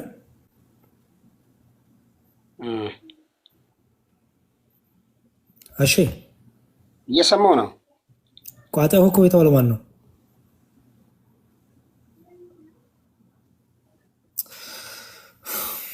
መዝሙር ራስህ እንትን አትልም እንዴ? እያስተማርክ አይደለም እንዴ? አሁን እያንዳንዱ ጥያቄ አትጠይቀኝ። እኔ እኮ ከአንተ አሁን እኮ ይኸውልህ ያሬዲ ልጁ ልብ ስለሚያደማ ከይቅርታ ጋር አሼ መዝሙር ያሬድ እንዲያስተምር ከፈለኩ አሁን ፎሎ አድርገውና በውስጥ እንድታስተምረኝ ፈልጋለሁ። ቴሌግራም ቻናል ውስጥ ክተተኝ። ስለ ስላሴም ስለ ሁሉም ነገር መማር ፈልጋለሁ ብለህ በውስጥ ትማራለህ። ፎሎ አድርገው ያሬድ። ተባረክልኝ። ልቤ ደማኔ። አይ አይደለም፣ ቆይ እኔ ተሚ አንድ ቆይ እኮ እንዲያስተምርህ ትፈልጋለህ። አሁን ይኸውልህ አውቃለሁ ምን አጠፋው ነገር ልንገርህ። ቆይ አንድ ጊዜ ወንድሜ ያጠፋሁት ነገር ምንድነው? እኔ አይደለም 1100 ሰው ቁጭ ብሎ ያንተን እዝዝ የሚለውን ነገር መስማት የለበትም። እንድትማር ነው አይደለም እንዴ? እያንዳንዱ ነገር ላይ መናገር አለብኝ እንዴ? እያስተማረ ሳይሆን እየጠየቀ ነው ያለው። የአጥባቂ ኮከብ ማን ነው ብሎ ሲጠይቅህ ልትመልስለት አልቻልክ። ስለዚህ አሁን አንተ መማር ከፈለክ ያሬድን ፎሎ አድርገው፣ በውስጥ ጻፍለት፣ ቴሌግራም ውስጥ ገባለህ፣ ያስተምርሃል። ቴሌግራም ቻናል አለ እንደምርበት። አንዳንድ ልጆች እዚህ ጋር ስለ ገድላት ምናምን ትጽፋለህ ምናምን ብለውኛል። ሎዶቅያ ሶስተኛው ጉባኤ ነው። ሶስተኛው ጉባኤ 363 በ363 ዓመተ ምህረት እሱን ነው እኮ። አሁን ለምሳሌ እዛ ጉባኤ ላይ የነበሩ አባቶች ለምሳሌ ዛሬ ፕሮቴስታንቶች እነዛን አባቶች አባት ብለው ይጠሯቸዋል፣ ይቀበላሉ። ለምሳሌ አንድ አባት እና ይሄ አባት እዛ ጉባኤ ላይ ነበረ፣ ይሄን አባት እንደ አባት እንቀበለዋለን በለው። ጉባኤው ላይ ነበረ። አትናቴዎስ ነበሩ እና አትናቴዎስ ነበሩ። ቅዱስ አትናቴዎስ ለዶቅያ ላይ ነበር። አትናቴዎስ ከዛ ቀጥሎ ነው የመጣው። እሱ አራተኛው ጉባኤ ላይ ነበረ። ማስረጃ ብትሰጠኝ ደስ ይለኛል።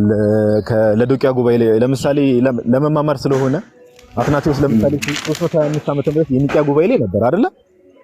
እናልከኝ አትናቴዎስ ቅዱስ አትናቴዎስ የኒቂያ ጉባኤ ላይ ነበር አይደል? ዓለም አቀፋዊ ናይሲያን ኢኮኖሚካል ካውንስል ላይ ነበር 325 ላይ። አሁን አንተ የምትለኝ በአንተ ማስረጃ መሰረት ከ40 ዓመት በኋላ የተካሄደ የመጽሐፍ ቅዱስ ቀኖና ጉባኤ ላይ ነበር ነው የምትለኝ? የመጀመሪያ ጉባኤ ላይ ስለ መጽሐፍ ቅዱስ አላነሱም። እሱ ስለ አሪዮስ ለማውገዝ ነው አይደል የተገናኙት? አይ አትናቴዎስ ለዶቅያ ጉባኤ ላይ ነበር ስትለኝ እሱ ማስረጃ ብታሳየኝ ብዬ ነው ለመማማር ስለሆነ። ጉባኤው የተጀመረው እኮ የመጀመሪያው የኒቂያ ጉባኤ ነው፣ ግን ስለ መጽሐፍ ቅዱስ ቀጥታ የተቀነነበትን ነው እያወራሁት ያለሁት። እሱ ነው እኔ ስለ መጽሐፍ ቅዱስ ነው። ኒቂያን ምሳሌ አትናቴዎስን ስላነሳ ነው እንጂ ከመጽሐፍ ቅዱስ ጋር በተገናኘ ለዶቅያ ጉባኤ ብለኸኝ ነበርና ለዶቅያ ጉባኤ ላይ አትናቴዎስ አለ ብለኸኛልና ማስረጃ ብታሳይኝ ደስ ይለኛል። ማለት ከቀደሙት አባቶች ብዬ ለመጥቀስ ያህል ነው እንጂ አትናቴዎስ ሶስተኛ ጉባኤ ላይ ስለመኖራቸው እርግጠኛ አይደለሁም። ቆስጠንጢኖስ የሚባሉ ነበሩ ከዛ በፊት ጉባኤ ደረጃ ነው። አትናቴዎስ ምንድነው ያለመኖር ችግር የለውም። ማስረጃ ማቅረብ አልችልም ካልክ እሺ፣ አትናቴዎስ የቀነናቸውን መጽሐፍ ቅዱስ ቀኖናዎች ትቀበላለህ? እሺ፣ አንዴ ታገሰኝ፣ አንዴ ላውጣልህ። አትናቴዎስ ባይዘው በካነን ደረጃ መጽሐፍ ቅዱስ ዝርዝርን ያስቀመጠው ቀኖናም ዘግቶ አይደለም። አንዴ ቆይ ማቴሪያሉን እያወጣሁልህ ነው። አትናቴዎስ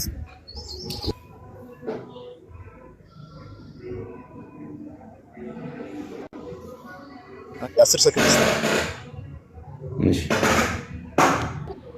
ጋዲ እስኪስተካከል ወገኖች ታፕታፕ ሼር ኮፕሊንክ አድርጉ። በተለይ አካውንቴ እንደምታውቁት ነው። ኮፕሊንክ አድርጉ። ኮፕሊንክ ይደረግ በደንብ። ጋዲ እስኪስተካከል ኮፕሊንክ እንዳትረሱ።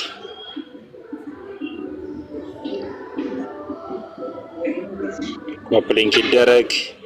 መጽሐፍ ቅዱስን ማን ሰጠን? ሄዳችሁ የሆነ ቦታ ላይ እንደርሳለን ነው። ጋዲ ይቀጥል።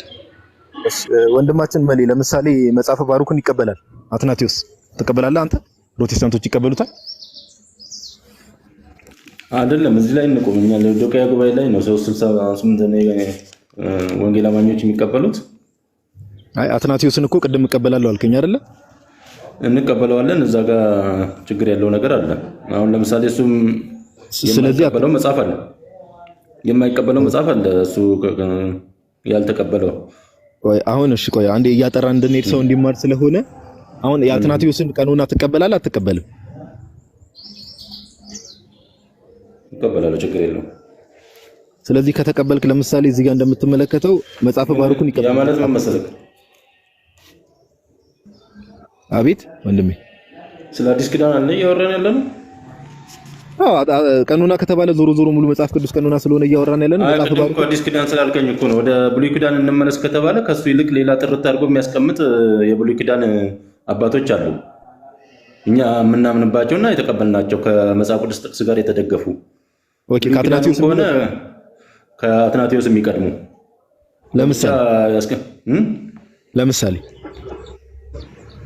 ለምሳሌ እዝራ ራሱ። እሺ ወይ ወደሚቀጥለው ሰው እንሂድ። መሌ አይሰማም? የኔ ድምጽ አለ አይደል? ባሩኪ አለ ጋቻ አለ። ወንድማችን እየመለሰ ስላልሆነ እንግዲህ በቃ ወደሚቀጥለው ሰው እንሂድሽ። ኦኬ አለ መሌ ጋዲ ሰላም ዋሉ። አመሰግናለሁ። ስድብ ተቀብያለሁ። በጣም ተባረኩ።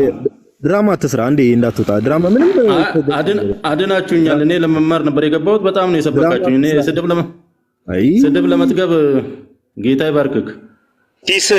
ሲስን ላኩት መሊ በቃ ሚውጣል። ተባረክ። እዛ ቁጭ በቃ ተባረክ። አንዳንድ ጊዜ እውቀት የሌላችሁ ሰዎች አትግቡ። በጌታ ፍቅር ነው የምጠይቃችሁ። እውቀት ያላችሁ ሰዎች ብቻ ግቡ። እኛንም አታሰድቡን።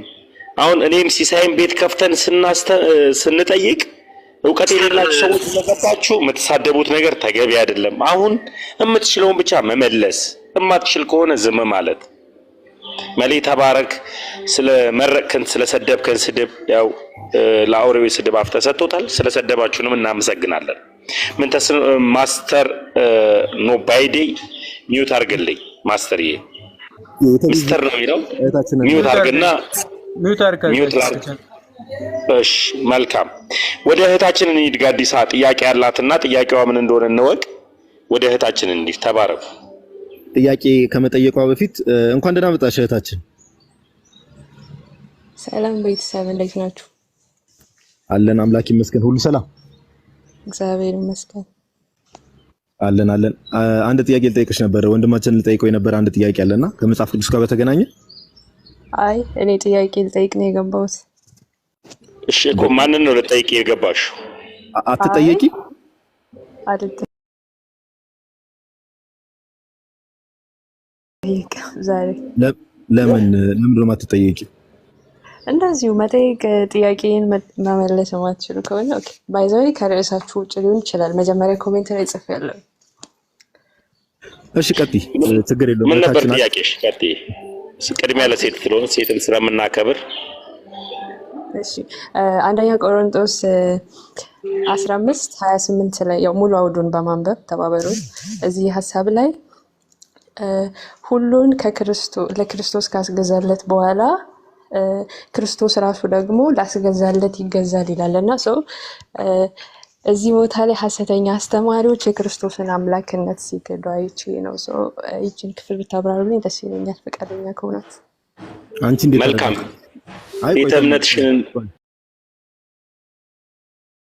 ቤተ እምነቷን ጠይቃት መጀመሪያ።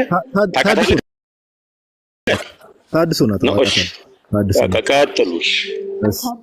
አንቺ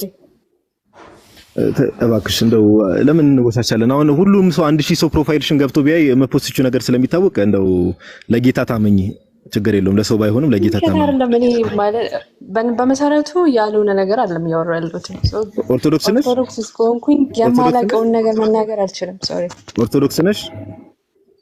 አዎ። አረ በጌታ እሺ በቃ ነሽ። እሺ አንቺ እንዴት ተረዳሽው ክፍሉ ላስገዛለት ይገዛል የሚለው?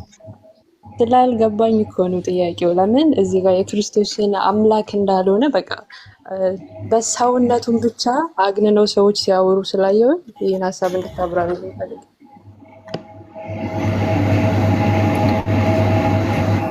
ይሰማል ጋዲስ? ሄሎ አሎ ጋዲ ቀጥል አለ። ጋዲ አስወጥቼው ነው እንደሚረብሽ ልጅ። እኔ ግን አልቻልኩም፣ ምላሴን በልቶኛልና የሆነ ነገር ልበል። ጋዲ ይቅርታ። እህቴ አሁን ለምሳሌ ያክል እኔም ኦርቶዶክስ ነኝ። ድንገት የኔን አይነት ኦርቶዶክስ ሆነሽ ይሆን? አልገባኝም ማለት መልካም ነው። አሁን ለምሳሌ ያክል እኔ ኦርቶዶክስ ነኝ ስል ተዋህዶዋን አይደለሁም። እኔ ቀጥተኛ እውነተኛ የሆነችዋን ነኝ ብዬ ነው ማምነው። ኦርቶዶክስ ትርጉሙ ቀጥተኛና እውነተኛ ማለት ስለሆነ ድንገት አንቺ ቀጥተኛና እውነተኛ ስለሆነ እዛ ውስጥ ነው ያለሽው ወይስ ተዋህዶ ነሽ አንቺ? ወንድሜ እኔ በክርስቶስ ኢየሱስ የተመሰረተችው ቤተክርስቲያን አካል ነኝ። አካል በጣም ጥሩ አሁን ተረዳው።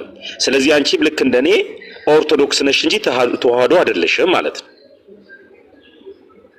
ይሆናል። አዎ ስለዚህ ተሐድሶ ነሽ ማለት ነው። በዙር በተሐድሶ ይሄ አሁን ምሳሌ ልነግርሽ የምፈልገው ቀሚስ እየለበሱ እንደ ሜሎስ አይነቱ መስቀል እንትን እያሉ በኦርቶዶክስ ማሊያ ለፕሮቴስታንት የሚጫወቱ አሉ።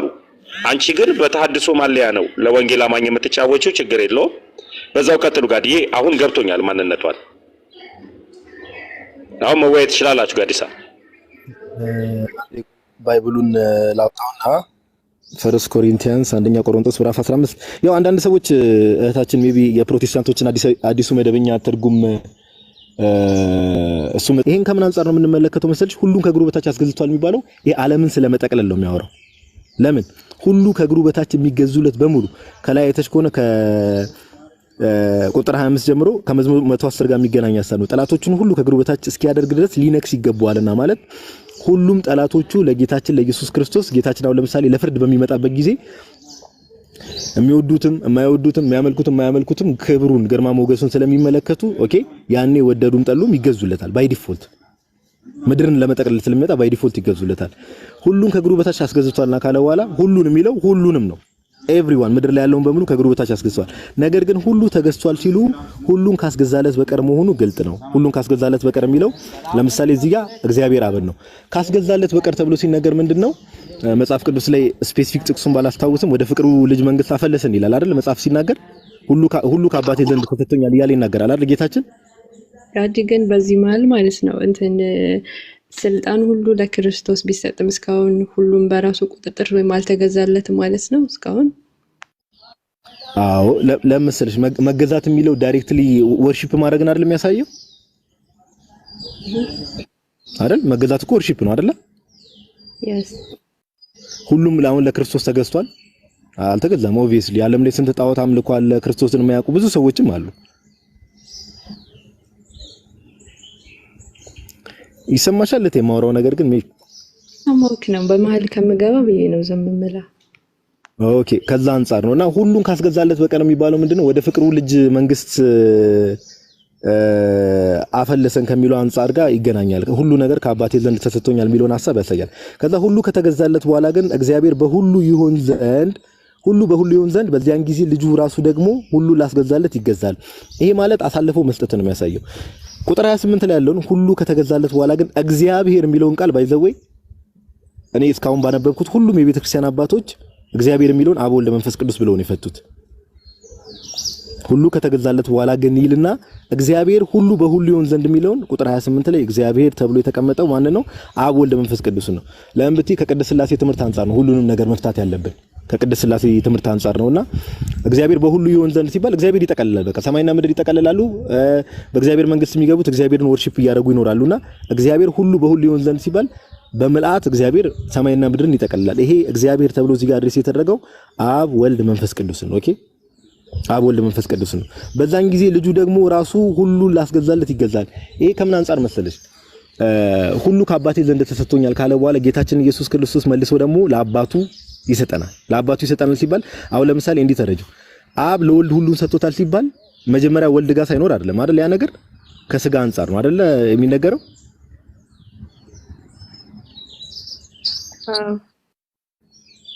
ሁሉ ከአባቴ ዘንድ ተሰጥቶኛል ተብሎ ሲነገር ለስግው ቃል ነው እየተነገረ ያለውና ወደ ፍቅሩ ልጅ መንግስት አፈልሰን ተብሎም ሲነገር ከምን አንፃር ነው የሚነገረው? ወልድ እጅ ላይ ሳንሆን ቀርተን አይደለም። ከአባቱ የሆነ ከአብ ተቀብሎ እኛን ከአብ ወስዶ ወደ ወልድ ተሰጠን አይነት ነገርም አይደለም። ከአባቴ እጅ ማንም አይነጥቃቸውም ያለ ጌታችን ኢየሱስ ዮሐንስ 10 ላይ ሲናገር ይሄ ለአብ እየተነገረ ከአብ ወደ ወልድ የመስጠት ከወልድ ወደ አብ የመስጠት እንደዚህ አይነት ነገሮች መጽሐፍ ቅዱስ ላይ ይታያሉና ሁሉ ላስገዛለት ይገዛል የሚለውን ቅዱስ ጎርጎርዮስ ሲናገር ምንድነው ጌታችን ኢየሱስ ክርስቶስ የቤተክርስቲያን ራስ እንደመሆኑ ጌታችን ኢየሱስ ክርስቶስ የቤተክርስቲያን ራስ እንደመሆኑ ብልቶቹን በሙሉ ጠቅልሎ ለአባቱ ማስረከቡ ከዛ አንፃር ነው ይገዛል የተባለው። ምንድነው እሱ ራስ እንደመሆኑ ሪፕሬዘንት የሚያደርገው እኛ ብልቶች ደግሞ አለን። በራስ በኩል እኛ ብልቶች አለንና እነዛ ብልቶች ለአብ መገዛታቸውን አጠቃላይ እሱን ነው የሚያሳየው ብሎ ነው ቅዱስ ጎርጎርዮስ ዘኑሲስ ቅዱስ ጎርጎርዮስ ዘንዚናዙ የሚፈታው። ኦሬሽን አምስቱን ኦሬሽኖች ብታነባቸው ጠለቅ ያለ ቴዎሎጂካል ነገሮች አሉ፣ ግን ከዚህ አንፃር ነው የሚፈታው ቅዱስ ጎርጎርዮስ ዘንዚናዙ ማለት ነው። ጋዲ እድል ትሰጠኛለህ?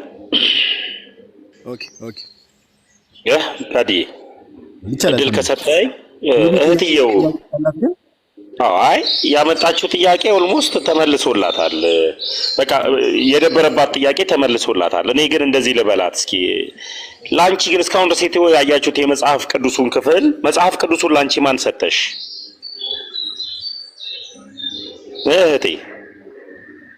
እህትየው እስኪ ውጪ ወይስ እንደሚሉት እውነትም ሪፖርት ነው የምታረጊው? አይ ሪፖርት አደርጋለች እቺ ልጅ አስወጣት ምናምን ሲሉኝ ማወቅ ስለምፈልግ ነው። ከዚህ በኋላ ማይክ አትዝጊ። እስካሁን እስከ ጋዲሳ ጋር ስትወያዩ ተማርኩ ያለው ሰው ነኝና እባክህ ድምፅን ከፍ አድርግ። ሪፖርት ጨረስክ? መልካምሽ። እኔ አሁን እንደዚህ አስወርደዋለሁ። አየሻኒ እንድትረጂ የምፈልገው ለሪፖርት የሚገቡ ጴንጤዎች አሉ። በቃ ጴንጤዎች አሉ እዚህ ቤት ገብተው ሪፖርት እጃቸው ማያርፍ ጴንጤዎች አሉ። ለዛ ነው እህትየው እና እሺ እንጠይቃት ተሚ ግን እሷ ማለት አንድ ጥያቄ ልጠይቃት። እሺ ጠይቃት ሀናን ፈቃደኛ ከሆነች ፈቃደኛ ከሆነች ልጆችን እኔ ምንም ነገር እንድጠይቀኝ ፈቃደኛ አይደለም ጋዲሳ ከይቅርታ ጋር እኔ የገባውበት ምክንያት አለኝ። እሺ እኔም ማለት እናንተ አባቶቻችሁ እንዲህ ቦታ አትገኙ እንደሚሏቸው እኔም ተቆጭ ያለኝ። ስለዚህ እኔም መልስ እዚህ ጋር አልሰጥም፣ ግን እዚህ ጋር አለው። ኦኬ ስለዚህ ታዛቢ ነሽ በሚለው እንያዘው። ኦኬ እሺ ምናልባት አላቅም እዚህ ቤት አንዳንድ ሰዎች እንዳይገቡ የተደረገ ነገር አለና ምን እንደሆነ ግልጽ ባይሆንልንም ኦኬ አንድ ሰው ጥያቄ መመለስ አልፈልግም። ይኸውልህ እዚህ ቤት እንዳይገቡ በመትለው ይኸውልህ ተሜ ወንድሜ እኔ ማንም ምን ሊያዘኝ አይችልም። ማንም አያዘኝም። የማንም ጥላቻ የለብኝም። የማንም በጥላቻ እንዳተ ግን እዚህ ጋር መቀመጥ ያለብኝን እኔ ቁጭ ብያለሁ። መጠየቅ የምትፈልጋቸው ሌላ ሰዎችን ጠይቅ። በእናንተ መጠየቅ አልፈልግም፣ መስማት ፈልጋለሁ። በእኛዎችም መጠየቅ አልፈልግም። ምንም እኛዎችም ገብቶት እየኖረ ያለ ስለሌለ ሁሉም ቦታ ያለው ነገር እኔ እንትን ልበለውና ከኔ እልፍ በል። እኔ ግን እዚህ ጋር ቁጭ ብያለሁ። ቁጭ ያልኩበት ምክንያት አለኝ። ይሄን ነው ከጎኔ መሆኗንና ልታሳይ ነው። አሁን አናን የገባችው ከኔ ጎን መሆኗን ብታገድም ባልታገድም ተሜ ጋር አልቀርም። ሁለተኛ ደግሞ መማር የምፈልገውን ከኦርቶዶክስ ልጆችም ከፕሮቴስታንቱ እማራለሁ። በነገራችን ላይ የወንጌል አማኙ ቤት የሚከፍተው ለቢዝነስ ነው። አሁን ገብቶ ተመስገን ኪሱን ተውና እስኪ ገብተናል። እሺ ቆይ ተከተላል። ሚውት አርግ። ያው የኦርቶዶክስ ልጆች ሚውት እንዳደረጉ ሚውት አድርግ። አንተ ማንነና ነው የምትንጫጫው? ሚውት አርግ። ማን ፈቀደልህ አንተ? ጋዲሳ ሚውት ክፈት ሲባል ነው የሚከፍተው። ሚውት አድርግ። አቅም ካለ ታስወርድ። ሚውት አድርግ። ወንጌል አማኝ ነኝ እያልክና አቅም አንተ እኮ ነው ወንጌል አማኝ ኮንክ በስነ ስርዓት አውራ። እንኳን አወረድከው እንዴ እንደሚከራከር ሰው ነው እንዲያስገባውት እና ሚውት አድርጉ ማን እና ጥያቄ ምንድነው? መጽሐፍ ቅዱስን ማን ሰጠን ነው? በጸሎት ነው የሚለው መሰለኝ ወይስ ስላላወኩ ነው? ታች ላይ ያለ በቀይ ያለው ቦስትላስ እንዲል ዩዘር ነው ቦስትላስ። እሺ መልካም ሰላም። አንድ አጭር ጥያቄ ጠይቀው። ቆይ ተምዬ አንድ አጭር ጥያቄ ጠይቀው። በደፈናው መጽሐፍ ቅዱስ ብለን ብዙ ስለሆነ እንዳልኩ ካኖኒካል ነገር ውስጥ ቦስትላስ እንኳን ደህና መጣ። ስምን ብትነግረኝ ግን ቦስትላስ እያልኩ ከማወራ። እሺ ስሜ ዮሐንስ ነው። ኦኬ ከየት ቤተ እምነት እሰማለሁ? አይ እኔማ ለሰጀሽን ነበረ። ሄሎ ይሰማል? ጋዲ አዲክሽን ላይ የሆነ የሚያስተምር ሰው የለምና ብዙ ጊዜ ሞከርኩ። እሱን ኮንሲደር እንድታረጉ ነበረ። ወንድማችን አሁን ቶፒካችን ስላልሆነ እሱ ሜቢ ሌላ ጊዜ እንዳሳብ ተቀበለናል። በቃ ወደሚቀጥለው ለሌላ ጊዜ። እሺ እናመሰግናለን። በመጽሐፍ ቅዱስ እንድታስተምሩ አስቤ ነው። ያው የሆት ኢሹ ስለሆነ ኮንሲደር እንድታደርጉት ነው። እሺ ዮሐንስ እናመሰግናለን። አሸናፊ እንኳን ደህና መጣ። ድጋሚ ነው መሰለኝ የመጣው አንተ። አሹ ይሰማኛል? አሹ የማቴዎስ ወንጌልን ትቀበላለህ? እቀበላለሁ፣ ግን እኔ ጥያቄ አስተናግዳለሁ ስላላችሁ ነው ተመልሼ የገባሁት። እኔ እኮ ታዲያ ለመጠየቅ እንዴት ነው ልንጠይቅ ነበረ እኮ። አሁን እኮ ሰው ተሜ ገፍትላኩ የምትለው ቆይ ገብተው እንዲጠይቁ ብቻ ነው ወይስ እንዲጠየቁም ነው? ግራ ገባን እኮ አሁን ነገሩ። ጋዲሳ እኔ ገስት ያስገባሁት አሺ አንተ እኮ ማን ያስገባ? ግን የሚያስገባም ሰው ራሱ ነው ያናደኛል። ሞዴሬተሩ 7 ጊዜ ነው ያወረድኩ። ቆይ ልንገር፣ 7 ጊዜ ነው ያወረድኩ። 7 ጊዜ ደግሞ ማን እንደሚያስገባ አላውቅም። በእግዚአብሔር በያው አንተ ሲጀምር ጥያቄ ልንገርህ፣ እቺ ነገር ልበል። አንተ ሲጀምር መጽሐፍ ቅዱስ ማን እንደሰጠ ማታውቅ ሰው ከግዕዝኛውና ከእንግሊዝኛው እንኳን የቀደመው መጽሐፍ ቅዱስ የቱ እንደሆነ ማታውቅ ሰውዬ እዚህ ርዕስ ላይ እኔ ጋዲ ማውራት ይችላል፣ ከጋዲ ቀጥዬ እኔ ማውራት ይችላል። ምክንያቱም እኔና ጋዲ ተመሳሳይ ሀሳብ ነው ያለን። ከዲያቆን ጋርም ከአንትሽ ጋርም በዚህ ትምህርት ዙሪያ ላይ ያለን አቋም አንድና አንድ ነው። ስለ መጽሐፍ ቅዱስ ማን ሰጣችሁ ተብለን ብንጠየቅ መልሳችን አንድ ነው። ኤኒታይም ሰው ችግር የለብንም። ተራ በተራኛ መመለስ እንችላለን። የእናንተም የሚገቡት ወዳጆቻችሁ ካሉ እናስተናግዳለን። በዚህ ዙሪያ ላይ ምንም ችግር የለም። እናንተም ወዳጆቻችን ናችሁ። ግን ተሙ ለይተህ ታውቃቸዋለህ፣ አስገባቸው። እኔ ካስገባውልክ አለያቸውም። ዝም ብዬ ስለማስገባ አስገባላቸው። እሺ አንቺ እናመሰግናለን። በቃ አሁን ወደ ሐሳቡ እንሂድና ተምዬ ምሳ ሰዓትም እየደረሰ ስለሆነ የተወሰኑ ከዳዊት ጋር ቀጥሎ እስኪ እንወያይና ሰዓትም እንዳናቃጥል። እሺ ዳዊት ወንድማችን እንኳን ደህና መጣ። እንኳን ደህና ቆያችሁ። እንዴት ናችሁ? አለን እግዚአብሔር ይመስገን። ከየት ቤተ እምነት ወንድማችን? እኔ ወንጌላውያን አማኝ ነኝ። በጣም ጥሩ። እሺ ዛሬ ከመጽሐፍ ቅዱስ ጋር በተገናኘ መጽሐፍ ቅዱስ ማን የሰጠን የሚል ሐሳብ ስለሆነ የማቴዎስ ወንጌልን እግዚአብሔር ቃል ነው ብለህ ትቀበላለህ ዳዊት? ሙሉ መጽሐፍ ቅዱስን የእግዚአብሔር ቃል ብዬ እቀበላለሁ። ያ የማቴዎስ ወንጌል ሙሉ መጽሐፍ ቅዱስን ለምን ትነጥለዋለህ? ሙሉ መጽሐፍ ቅዱስ ማቴዎስ ወንጌል መጽሐፍ ቅዱስ ውስጥ ስላለ እቀበላለሁ። ያው መልስ ነው ብዬ ነው እኮ። አዎ ጋዲ እኔ የሚመለስኩልህ ሙሉ መጽሐፍ ቅዱስን ስለምቀበል ማቴዎስ ወንጌል መጽሐፍ ቅዱስ ውስጥ ስላለ እቀበላለሁ እያልኩ። እሺ ማቴዎስ እንደጻፈው በምን አወቅ? ማቴዎስ እንደጻፈው በምን አወቅ? አዎ ኦኬ እሺ ልጀምርልህ። መጀመሪያ አሁን ሲነሳ አንተ ቤተክርስቲያን ነች መጽሐፍ ቅዱስን የሰጠችን ብላችሁ ስትናገሩ ነበርና ማቴዎስ እንደጻፈው በምን አወቅ? የማቴዎስ ወንጌል አባቶች ስላረጋገጡልን ነው አይደለ? እኛ ያንን የምንቀበለው የአይን ምስክሮች በነበሩበት ዘመን። የትኛው አባት? በቤተክርስቲያን ዘመን የነበሩ የእምነት አባቶች የሚባሉ የነበሩት እነሱ እንደጻፉ ካኖናይዝ በሚደረግበትም ጊዜ የአይን ምስክር በነበሩ ከኢየሱስ ክርስቶስ ጋር መኖራቸው የተረጋገጠ እነሱ እንደጻፉት የአይን እማኞች ስለመሰከሩ ነው። አሁን ዳዊት የራስን አሰምፕሽን የራስን ማብራሪያ ሳይሆን ማቴዎስ ወንጌልን ማቴዎስ የሚባል ሰው ነው የጻፈው ብሎ ኦር ማቴዎስ ደግሞ እኔ ጽፌዋለሁ ብሎ ማስረጃ ካለ ኦር ማቴዎስ ነው የጻፈው በሚል ማስረጃ ማቅረብ የምትችል ከሆነ ማስረጃውን አቅርብልን። የራስን ማብራሪያ ሳይሆን ኦኬ።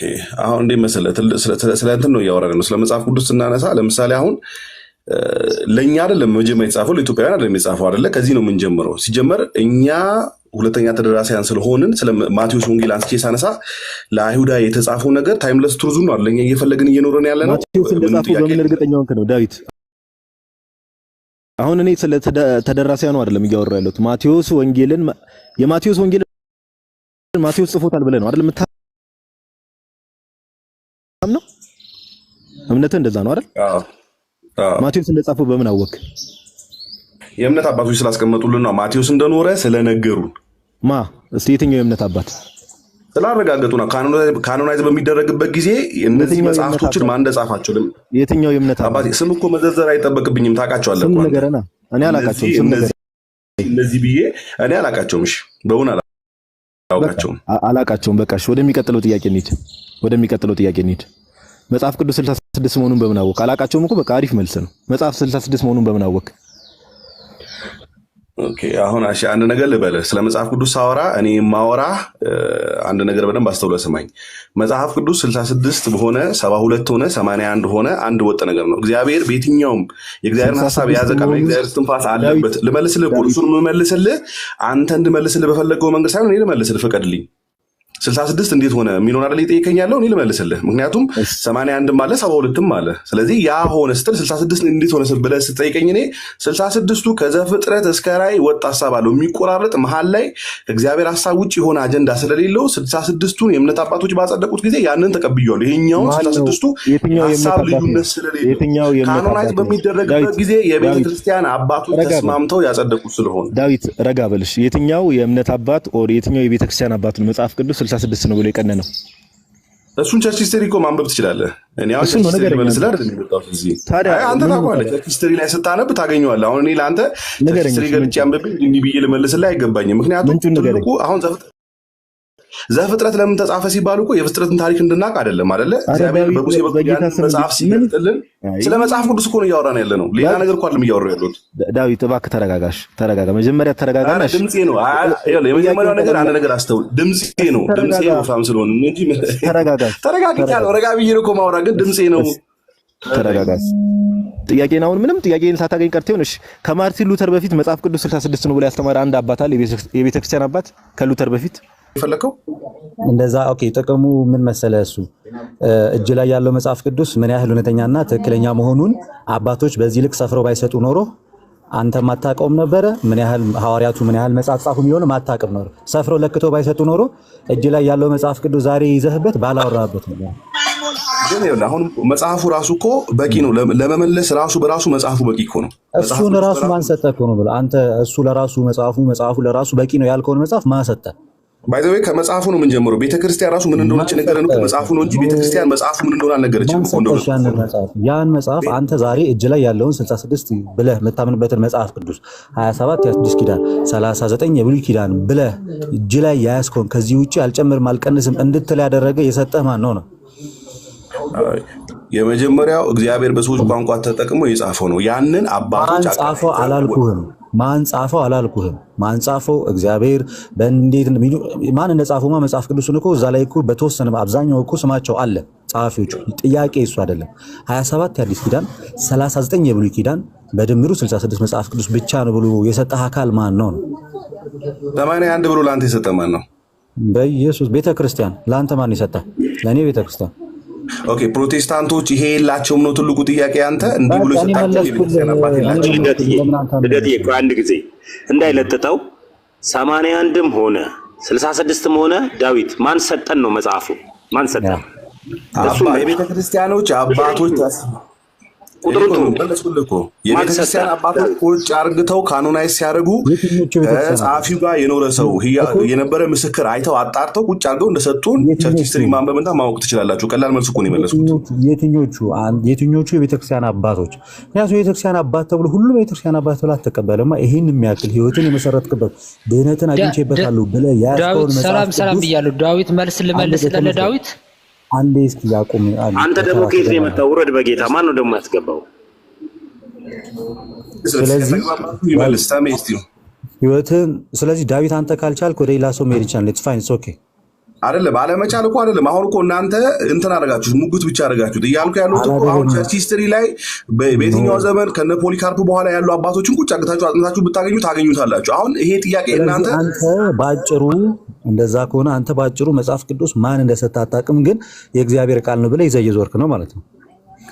መጽሐፉ በራሱ ስለሚነግረኝ ማን እንደሰጠኝ ማወቅ አይጠብቅብኝም። መጽሐፉ በራሱ እኔ የእግዚአብሔር ቃል ነኝ እያለ ይናገራል። መጽሐፍ ቅዱስ ነኝ እያለ ይናገራል። ወጥነቱ ይናገራል እኮ ልዩነት ያለውን እንኳን አንተ ወጥን አባቶች ሰጡን ብለህ እኮ ተቀብለሃል። ገና ከጅምሩ መጽሐፍ ቅዱስ ብሎ ራሱ ከላይ እንትኑን ይሄ ከቨሩን በራሱ የሰሩት እኮ ሐዋርያት አይደሉም እኮ።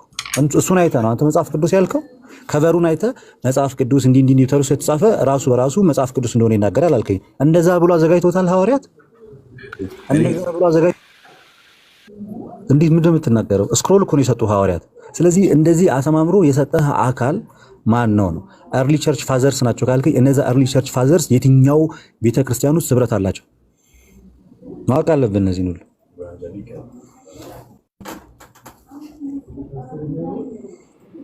ዳዊት እያለ ሚዩት ነህ። ዳዊት አለው እየሰማሁ ነው ተሜ እኮ። አይ ዴቪዬ እኔም እኮ ጥያቄ እኮ ለምን እንዳልኩ ልንገር። ልደት የጠየቀ አባቶቹ እነማን ናቸው ነው። አሁን ስም አላቸው አባቶች አይደል? እነዛ አባቶች እነማን ናቸው? መጽሐፍ ቅዱሱን ማን ሰጠን? አሁን እኔ መጽሐፍ ቅዱስ መሆኑን አውቃለሁ፣ እስትንፋሰ እግዚአብሔር መሆኑን አውቃለሁ።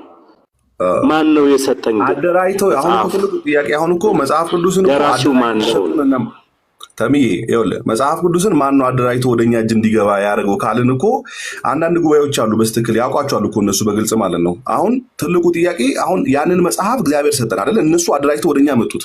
ምንም ጥያቄ የለውም። ያደራጁት የቤተክርስቲያን አባቶች ናቸው። ከነ ፖሊካርፕ ዘመን በኋላ ያሉ ከሐዋርያ ዘመን በኋላ ያሉ አባቶች ናቸው። እነሱ ደግሞ የነበሩት ኦርቶዶክስ ቤተክርስቲያን ውስጥ ናቸው ብዬ እንድልን የፈለግከው እውነት ከሆነ ማትልበት ምንም ምክንያት የለም። ወደድክም ጠላም እውነት ከሆነ እውነት ነው። አንተ የከበደ ኦርቶዶክስ ሰጠችን የሚለው ነገር ከብዶ ሆኖ አይደለ? ለምን ይከብደኛል? ከሆነ ማትቀበልበት እና ካልሆነ ነገርን እሺ ማን ይሰጣል? የቤተክርስቲያን አባቶች ብዬ መለስኩልህ። መሰረተ ክርስቶስ ነው፣ ካቶሊክም እኮ አለች ነው ወይስ አሴምብል ኦፍ ጋድ ቸርች ፕሮቴስታንት እኮ ይባላል? ከ15 በኋላ ነው የመጣው። ስለሱ አይደለም እያወራሁ ያለው እኮ የቤተክርስቲያን አባቶች የሚሉ እኮ መልስ መለስኩልህ እኮ። ኦርቶዶክስ ብቻ አይደለችም፣ ካቶሊክም እኮ አብራ ትነሳለች አይደለ? ሁለቱም ነው የምናነሳው። አንድ ጥያቄ። ስለዚህ ፕሮቴስታንት የመጣው ከ15 በኋላ ከሆነ ፕሮቴስታንቲዝም የመጣው ከ15 በኋላ ከሆነ ከ15 በፊት የነበሩ ሰዎች እምነታቸው እንደ ፕሮቴስታንት ነበር። ያው እሱን አንተ ስላለህበት አንተ በደንብ ታውቀዋለህ። በጣም ማከብራቸው ትልልቅ ሰዎች ገብተዋል እዚህ ውስጥ። ፓስተር ሳላ አለ። ፓስተር እንኳን ደህና መጣ። ተብዬ እንዴት ነህ? ሰላም ነው ወይ? ሁላችሁንም ሰላም ብያለሁ። ኦርቶዶክሳውያን ሁላችሁም ወንድሞች ጸጋ ይብዛላችሁ። እንዴት ናችሁ? ሁላችሁንም ሰላም ብያለሁ። እግዚአብሔር ይመስገን። ፓስተርዬ ለውይይት ዝግጁ ነህ? ያለ ቦታ ይመቻል? ፓስተርዬ እኔ ስለሳብኩ ብዬ ነው። አዎ ስራ ቦታ ሆኜ ነው ተሙዬ፣ ገብቼ ነው ራሴን ያየሁት። ግን አስፈላጊ ከሆነ እያመቻቸው ልገባ እችላለሁ። ያ መልካም። ርዕሱ ምንድነው? መጽሐፍ ቅዱስን ማን ሰጠን ነው ርዕሱ። ለኛ ማን ሰጠን ነው። እዛ ላይ ነው የሚመች ቦታ ላይ ትገባለህ። በጣም ነው ማዝነው። ዛሬ በህይወቴ እንደዚህ ሆኖ አያውቅም። አላማውም አልገባኝም። አሁን እንደ ሜሎስ ወይ እሺ ፓስተር ይቀጥል። በጣም እኔም ካንተ በላይ በጣም የማዝነው ያለንን ነገር ለሰዎች በዚህ መንገድ ለመስጠት መጣር በጣም ያሳፍራል። ለኔ እንደ ግለሰብ ኦፌንድድ ለማድረግ ይሁን ወንጌል ለመስበክ ይሁን ኦፌንድድ ለማድረግ ይሁን አላቅም፣ ተቋም ተቃውሞ ይሁን ህይወት ለማካፈል ይሁን አይገባኝም። በዚህ ደረጃ ኢየሱስ ጌታ ነው፣ ኢየሱስ ያድናል እያለ ኢየሱስ አያድንም የሚል ያለ ይመስል የሚደረግ የፕሮቴስታንት አንዱም መንፈሳዊ ኪሳራም ይመስለኛል። በአጠቃላይ ነገሮችን ለማየት አሁንም በቅንነት ካወራን እማንዋሻቸው ብዙ እውነቶች አሉ። መጽሐፍ ቅዱስን ከመስጊድ አላገኘንም። መጽሐፍ ቅዱስ ከመስጊድ አይደለም ያገኘሁት፣ ከኦርቶዶክስ ቤተክርስቲያን ነው ያገኘሁት። ይሄም መናገር የሚተናነቅበት ምንም ምክንያት የለም። ለምን ይተናነቀናል ሲባል እርስ በርስ ጥላቻ ስላለን፣ ይህን ጥላቻ ነው ማስወገድ ያለብን። ኦርቶዶክስን መጥራት እንደ በሽታ እየተጠናወተን ያለው እውነትን ለመናገር ስለሚያመን ነው። ስለዚህ መጀመሪያው ነገር ማን የሰጠኝ? ሼህ ጣሃን የሰጠኝ? ሼህ ሙስጠፋን የሰጠኝ? ማን የሰጠኝ መጽሐፍ? ታዲያ ከየት አንብቤ ነው ኢየሱስን ያገኘሁት? ለምንድን ነው እንደዚህ አይነት ጥላቻ ውስጥ የገባ ነው? ለምንድን ነው እንደዚህ አይነት ፉክክር ውስጥ የገባ ነው? አያችሁ፣ ወንጌል ለመስበክ እየተቀመጥን እያወራን ያለ ነው ስለ ወንጌል ሳይሆን ስለ ገድልና ገደል ስለሆነ መደማመጥ ጥላቻ ነው እየሞላን ያለው። የንግግር ብልጫ ወንጌል አይሆንም። ወንጌል የሚሆነው በቅንነት የገባንን ሊሰሙን ለሚችሉት ወንድሞች ማቅረብ ከቻልን ብቻ ነው። ስለዚህ ይህንን ጥላቻ አስወግደን በቅንነት እንነጋገር። ከተነጋገርን እንጠቃቀማለን። ተሙ አሁን ስለሚነሳው ነገር ብዙ መልስ ለመስጠት ባትወራጭ ጥሩ ነው። እውነት ላይ ለመነጋገር ቅን መሆን በቂ ነው፣ ሌላ በሽታ ካልያዘን በስተቀር። ተባረክልኝ። ተባረክልኝ ፓስተርዬ። ጌታ ኢየሱስ ክርስቶስ ይባርክ። ይሄ ነው እውነት። ተሙ ሰው ማስገባት እችላለሁ? አስገብኝ የሚል አለ፣ ኢየሱስ የሚል ነጥብ እንዳታወጣው። ሌላ ነው፣ ሌላ የቅድሙ አይመስለኝም። የቅድሙ ነው። እስኪ ይኸው የቅድሙ ልደትዬ ምን አሰብክ? አሁን የፓስተር ንግግር ይሄ ነው እውነታው። መጽሐፍ ቅዱስን ለኛ የሰጠችን ኦርቶዶክስ ተዋሕዶ ናት። እዚህ ላይ ሀሳብ ስጡበት። ያው ምንም ከጥላቻ እንውጣና ሀሳቡ ላይ እናወራ። ፓስተር በመጀመሪያ ደረጃ እግዚአብሔር ያክብርልን፣ እናመሰግናለን። ከሰጡት ሀሳብ በፊት በመከባበርና በቅንነት እንድንወያይ የመከሩትና በእልህኝነትና በአጉል ጥላቻ የምናደርገው ነገር ውጤት አልባ እንደሆነ እውነትንም እንዳናይ እንደሚያደርገን ያስረዱበት መንገድ ልክ ነው። ጴንጤና ኦርቶዶክሱ ክርስቲያኑ በፍቅር እስካልተወያየ ድረስ እውነቱን ለመናገር ምንም ደረጃ ላይ መድረስ አይችልም። የብሽሽቅ ወንጌል ነው የሚሆነው በስተመጨረሻ። የናሸንፋለን ጨዋታ ምንም አያመጣምና እንደኔ የእሳቸውን ሀሳብ ተቀብዬዋለሁ። እንደ ኦርቶዶክስ እና እንደ ክርስቲያን የተናገሩትን ነገር እኔ ማችልም እና እውነታው ይሄ ነው። አስፈላጊ ከሆነ እነዚህ ነገሮች በዲቴል ታሪክ እንዲመልስልን ማየት እንችላለን ማለት ነው። ሰጣ ገባ የሚያስፈልገው ነገር አይመስለኝም ተሜ።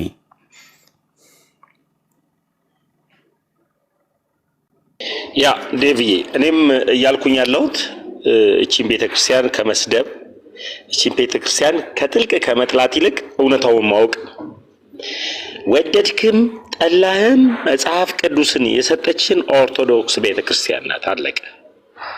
ለኢትዮጵያ ደግሞ የሰጠ ወይ ቀጥል ዴቪዬ 66ቱ መጽሐፍ ከዚህ መጽሐፍ የተቀነሰ ነው እንጂ ሙሉ አይደለም። 81 ላይ ያሉት 66ቱ ላይ የተጨመሩ አይደሉም። አዎ እሱ ሌላ ታሪክ ነው። ሙሉ አይደለም 66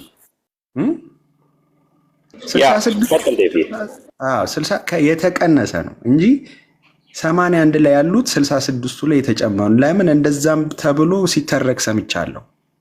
የተጨመሩ መጽሐፍ ተብሎ ይጠራሉ 81 ላይ ያሉት which is wrong። እውነታው ግን በተገላቢጦሽ ነው።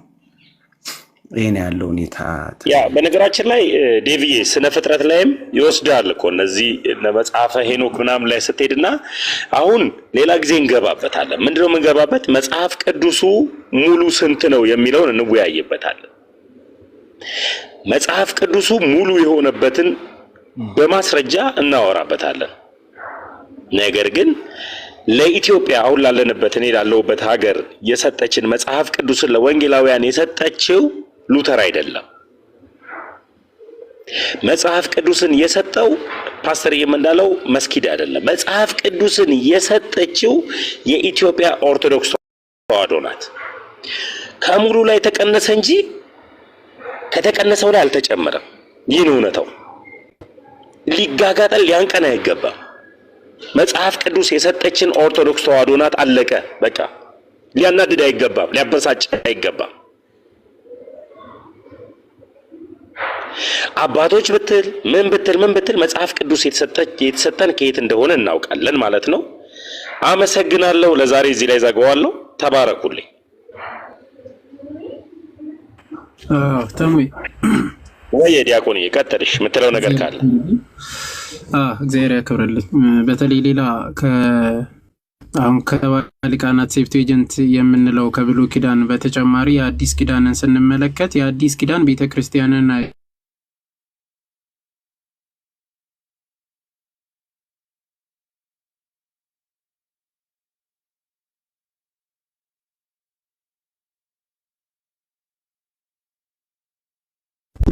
በነበሩበት ከዘመናት በኋላ ቆይተው ነው ማለት ነው።